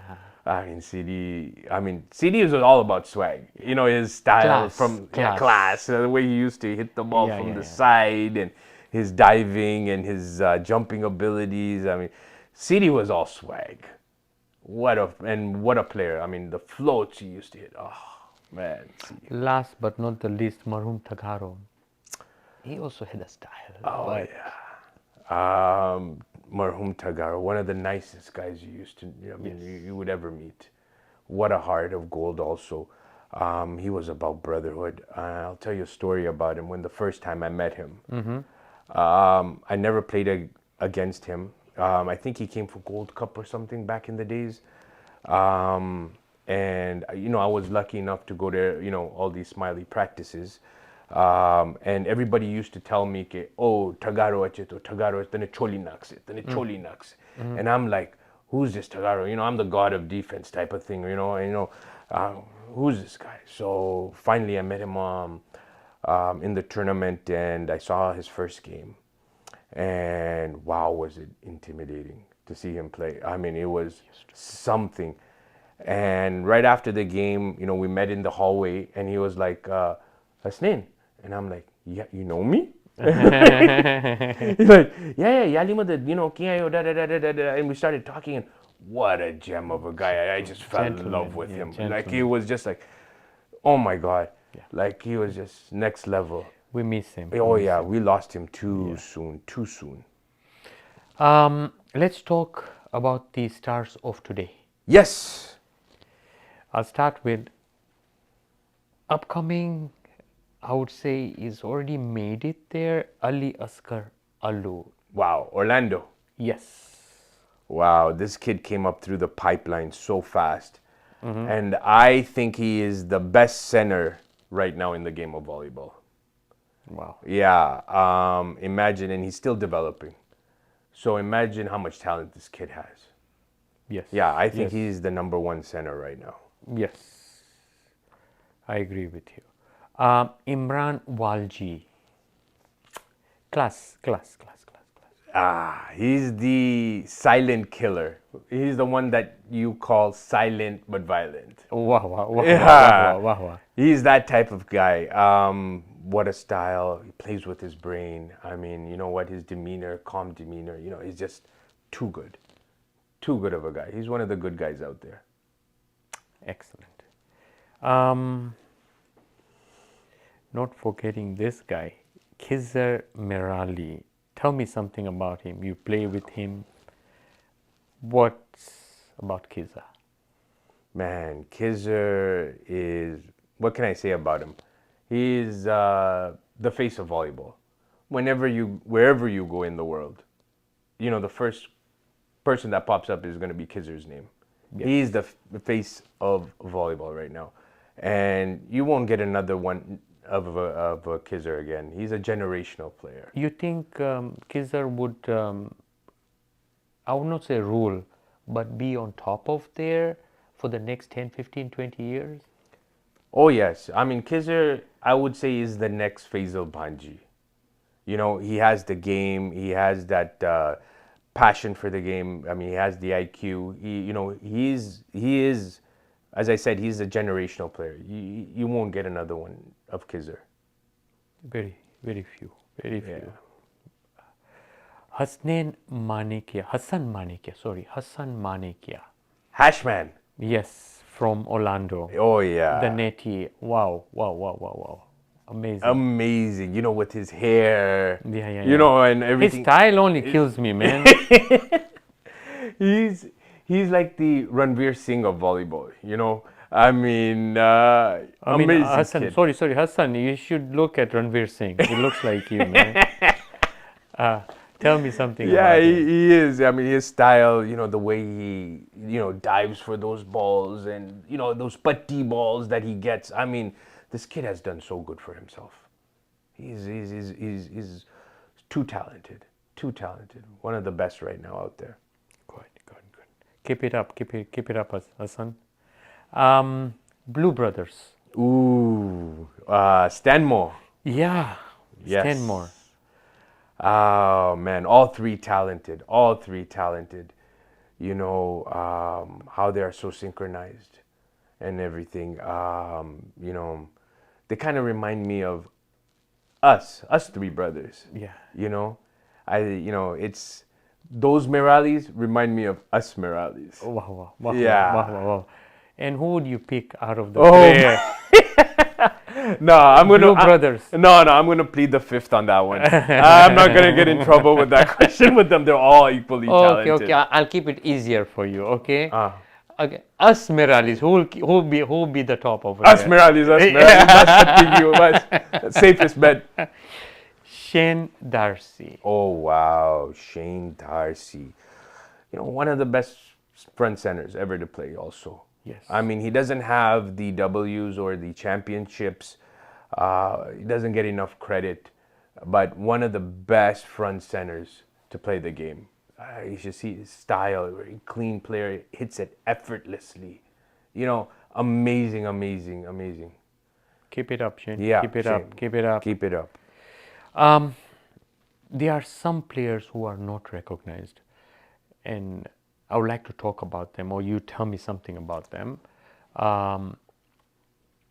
Mohammad Banji from Allentown. Oh, Banj. Yep. Banj. Man, an elite center. Man,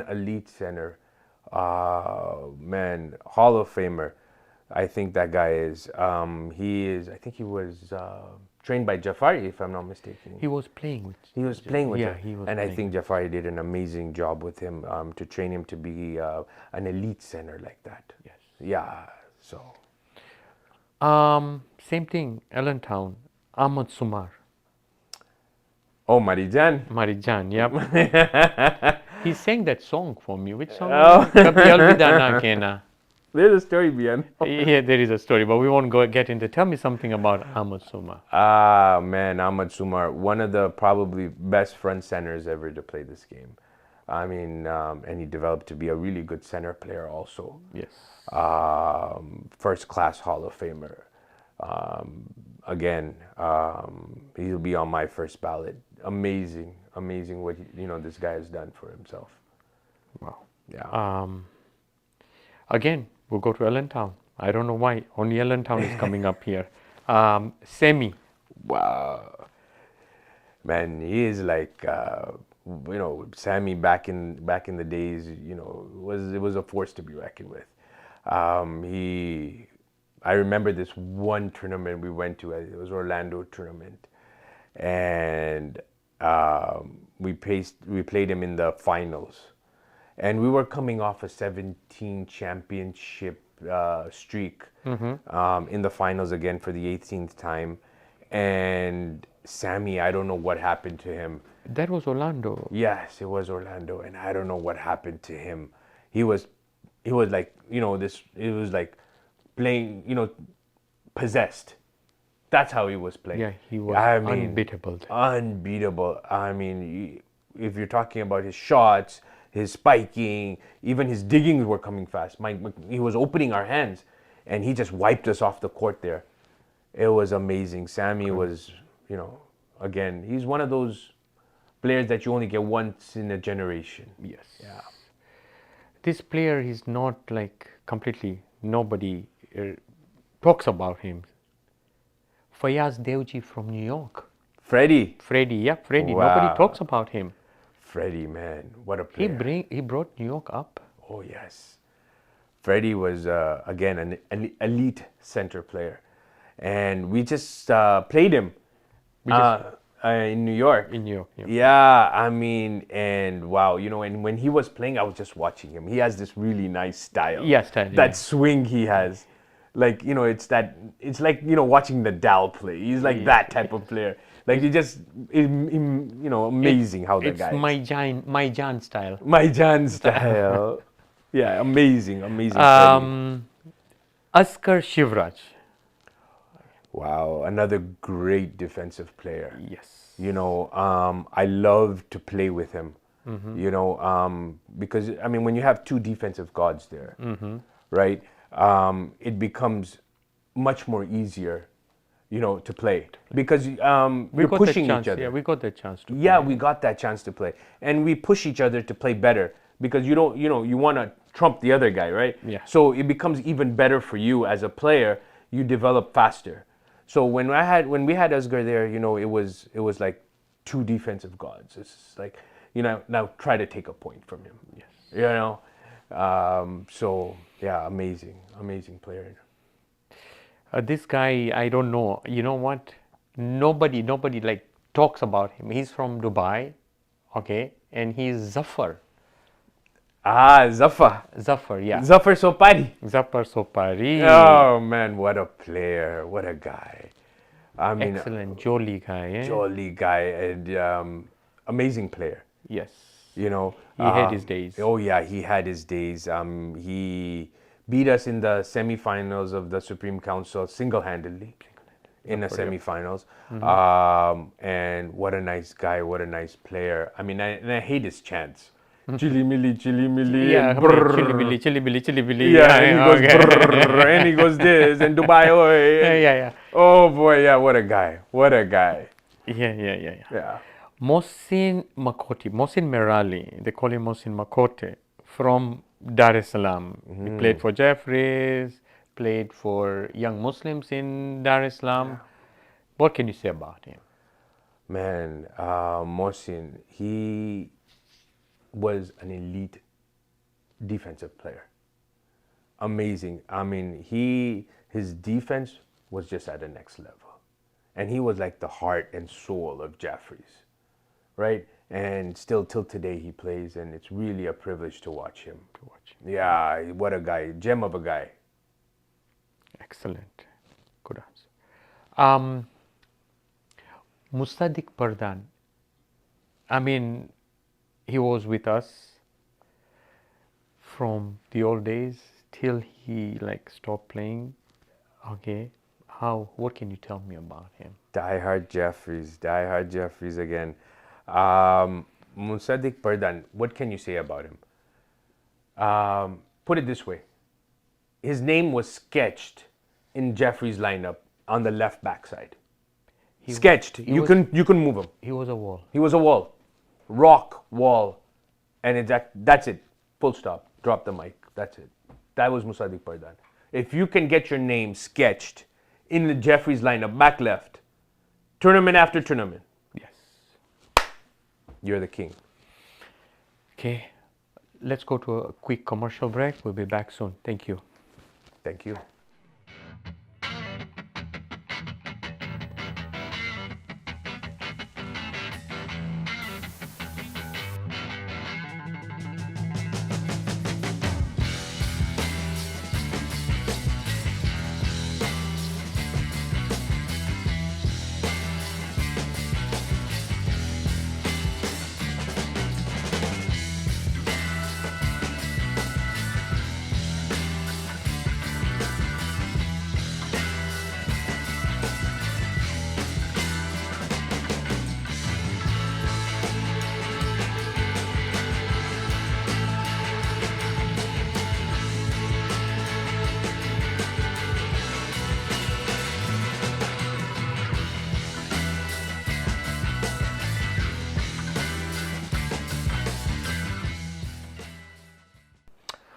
Welcome back, all the viewers. I'm here with Hasnane, Gigi Merali. Hasnane, Yes.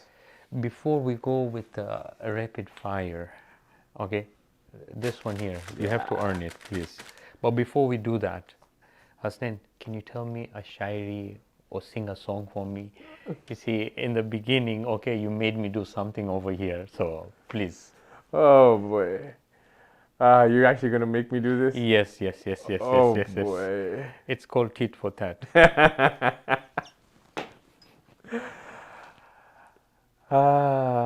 am I gonna do? What am I gonna do? किसका है ये तुमको इंतजार में हूं ना देख लो इधर तो एक बार मैं हूं ना Santa, yeah. Santa, Santa, Santa, But Santa, Santa. that's all you're gonna get. I'm a washroom singer. Okay. Now, it's serious now? Yes, Okay. that's coveted. Yes, yes, Yes, the And you have to hamper. earn it. My Yes. team out there is going to decide after the rapid fire, did you win or lose? Let's do this. Hasnane, best netty in Ismaili community. Whoa. Wow. Many. I just need one, and it's rapid fire. That's why it's called rapid fast. No, there was Machar, which was Reblo's Neti, Shafiq, Banji's Neti, Ghalib, CD's Neti, but I will probably give it to Machar. Machar. Excellent choice. Excellent choice. He was one of the best. Yeah.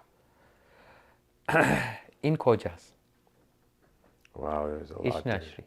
Tansras. Dancers. It was Arif, Rambo, Kade, Muslo, Aju, Musti, so many, Mahmouda Mercy. But I'm going to probably give it to Kade. Why Kade? Man, have you seen Kade's height? Yes. I mean, the guy's like 6'7". I mean, he was lifting? and 6'7", and going down there and lifting those balls. Wow. I mean, you know what? He was really athletic. So I'm going to give it to Kade for that one. Musti wasn't bad, man. Musti proved all his life. The whole life he played. I mean, he's still good. He still plays. Yep. So But I'll I'm stick gonna around give with Kade. Yeah, I'm going to go with Kade on that one. Best center in Ismailis. Wow. Wow. I'm going to go with Reblo. Reblo. Wow. Yeah. You won't even take Faisal? No, not Faisal's the GOAT, right? Okay. But if you're talking about best center, yeah, I mean, CD, Tagaro. Reblo had the most championships, so I'm going to give it to him. Good answer. Yeah. No objections. Good answer. In Kojas, best center in Koja. Oh, he's sitting in front of me. Oh Man, no, I'm going to give that to you. I'm going to give that. There's so many of them. There was Mehbob, okay? If you see, you know what, Kausar was there, Najaf, Johnny. Why me? No, you won the most championships, so I'm going to give it to you. I got to give credit where credit is due. You have to give credit where credit is due. Thank you. So I'm going to give you that one. Thank you. Best all-rounder. Wow, best all-rounder. That's between Kojas and Ismailis. She has it. I'm going to give that one to Shabir Kara. Shabir Kara. Yes, sir. If you're talking about all-rounders here, right? All-rounder. All-rounder, play any All-rounder, position. any position. Shabir Kara can play net. Yes. He can play front right, front left, front center, back center. He could put him in any position and he would play. Amazing all-rounder. I'm going to give that to him. Good answer. Best championship you have won. Best championship we have won. Supreme Council was very special, our first one that we won. Yes. But there's one actually that I got to tell you a story about that I think that also is up there. That is going to be in New York. We went with 5 players. and a couple of our players canceled last minute because there was a death in their family. And so you said, okay, let's just go and have fun with 5 players. So we went to that tournament, and next thing we knew, we were in the semifinals against RKs. Okay. And Chanu was firing at all cylinders, and we were down 9-1. You call a timeout. And on the other side, United Stars was playing Allentown, and United Stars came stacked. Stacked. They had Hussein Rai, and they had Arif Nazrali, Daburio, and they had Asghar, and they had a stacked team. And they finished their game really fast against Allentown. They beat them 2, and we're still at 9-1. And they come over and they started trash talking. And it's like, why are you guys bother playing? We're going to win. And I think that fired you up there. And you said, no, guys. These guys are talking. We're getting to the finals. And we're like, me and Mebu were in the back, and we're like huffed and puffed. And we're like, Shanu's beating us 9-1. Are you gone crazy? I mean, and you're like, no. I have a strategy. And it's like, what's the strategy? And you're like, okay, whoever gets a ball, drop it to the front line. Whoever gets the ball, just first ball, drop it to the front. Because their front line wasn't hitting the net. And especially if you gave them digging, they were popping it up. And then as soon as they pop it up, you said that, you know what? Use the first ball as your third ball. So it started working. And we tied 9-all, and we went and we won that first game. And that second game, we used that same strategy, and we won that second game. So here we were in the finals. Okay, David versus Goliath. United Stars versus Jeffrey. We had 5 players. There was that stacked team, United Stars. So, you know what? The game started, and Hussein Rai started hot. He was hot the whole tournament, and he started firing at us. And they went up to a 5-love lead, and you said, and you called a timeout. And me and Mehboob again were hunched over, we're gassed and everything because it was only us 2 playing there at the back. And you said, we're winning. So we're looking at you, thinking that, this guy's gone crazy.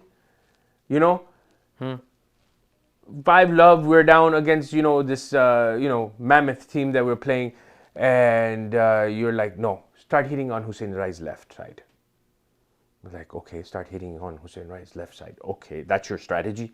And like, yeah, that's my strategy. Just do it. What I'm telling you, just do it. So I'm like, okay, fine. So we started doing that. Me and Mehboob started hitting on Hussein, and the ball started slowing down a bit because he was moving towards his left more. So we started doing that, and we caught up 5-all. Wow. Yes. And we won that first game 7-5.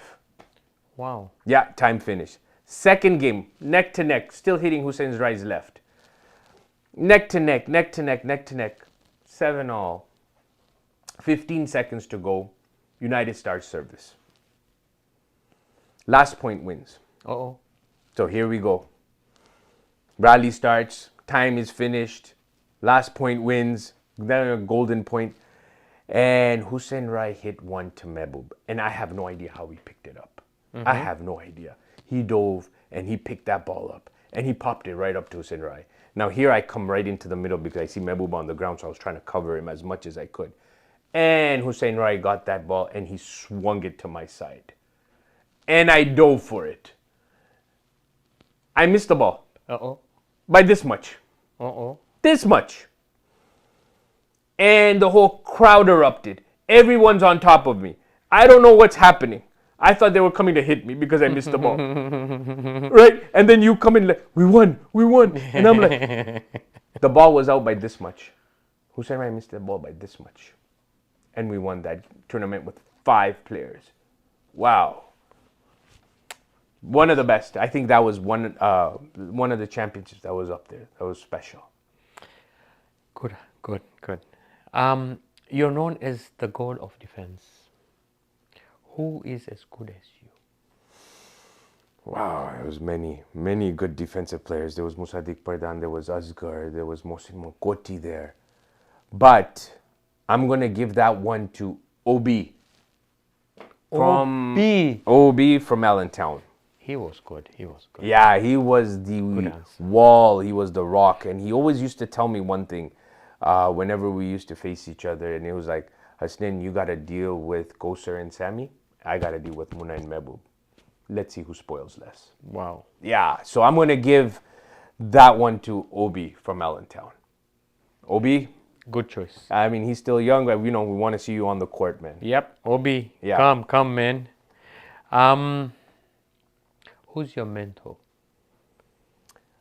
My mentor.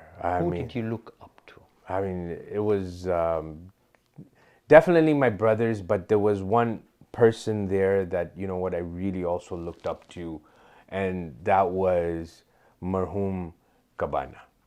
Oh, yeah. Oh, yeah. He had everything. He had the style. Oh, yeah. He had the game.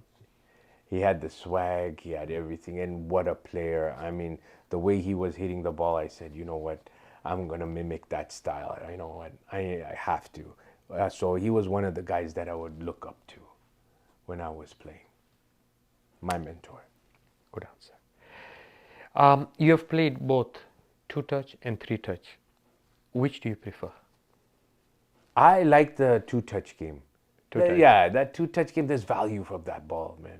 It's just a different game. It's more fun. More fun. Yeah, I just find it more fun. I mean, to hit that first ball like your third ball is something else, but to pick it up as a defensive player, it's next level. Good answer. Which team do you like watching the most? Which team did you like watching the most?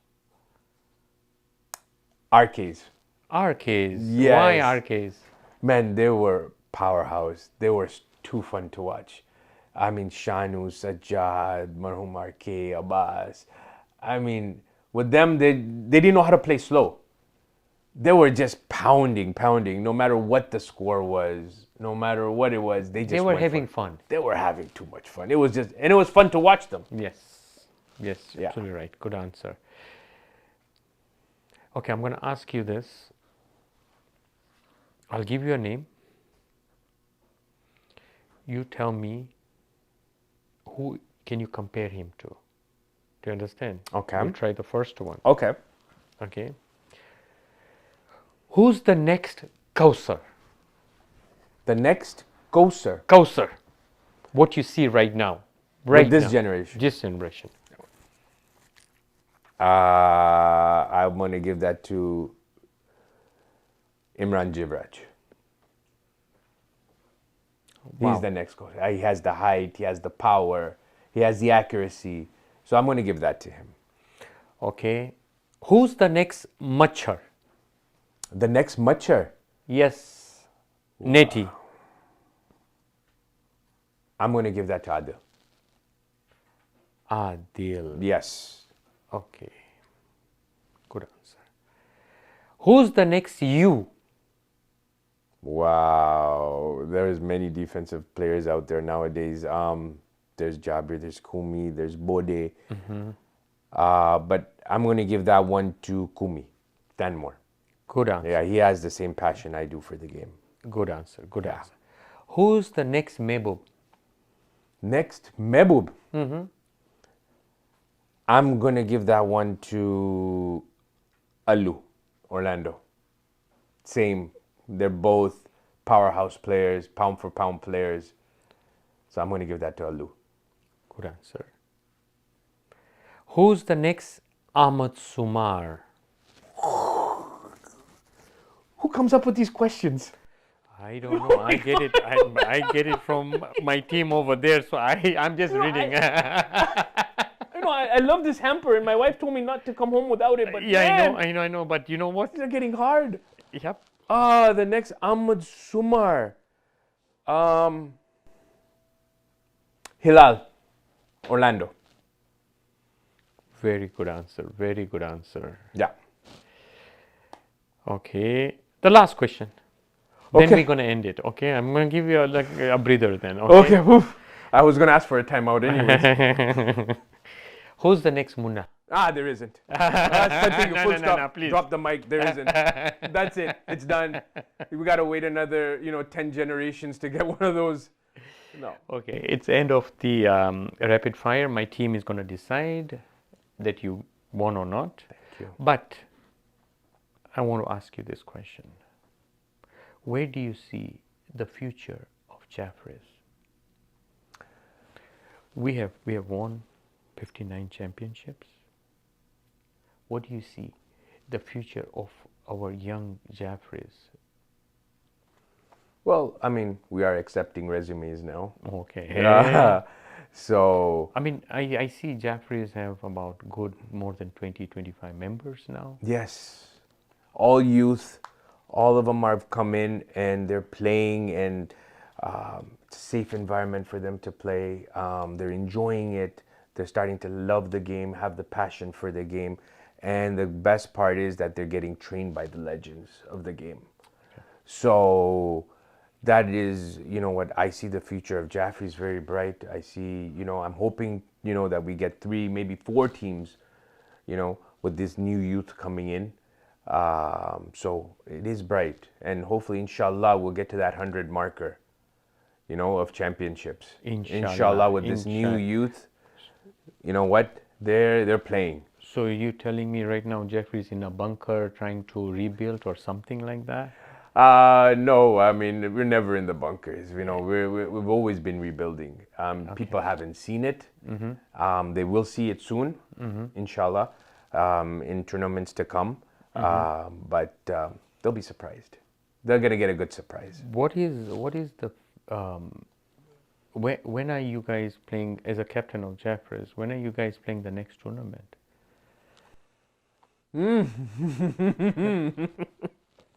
The next tournament. Wow. No, I'm gonna plead the 5th on that one. Really, you know what? That's gonna be a surprise. It's a surprise. Yeah, we're gonna when we're gonna play. People are gonna know when we're gonna play. There'll be announcements out there. Good answer. Good answer. Final words from you. Okay. Munna, man, you've done an amazing job with this. First of all, man, this show, the studio, I mean, amazing. Your passion for the game, I mean, salute, bro. I mean, I must say, and I've heard so many good things about the show. I mean, people are calling me, from around the world, telling me, Hasnane, when is the next episode? When is the next episode? I mean, amazing, Munna. Just, keep it up, man. People are really enjoying it. I'm trying my best. Thank you. By the way, this is our final episode for this season. Season finale. Yes.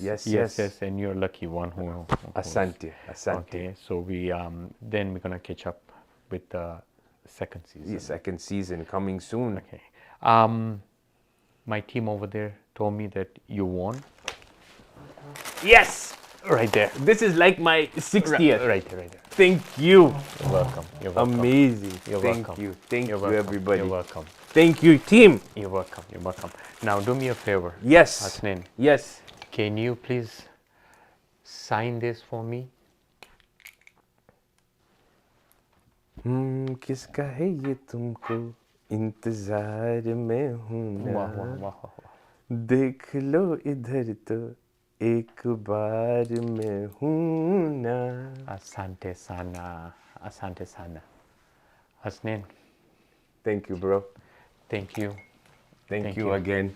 Thank you so much. Thank you for doing this. Thank you. God bless. Okay. See you guys soon. Season 2 coming soon. Thank you. Thanks.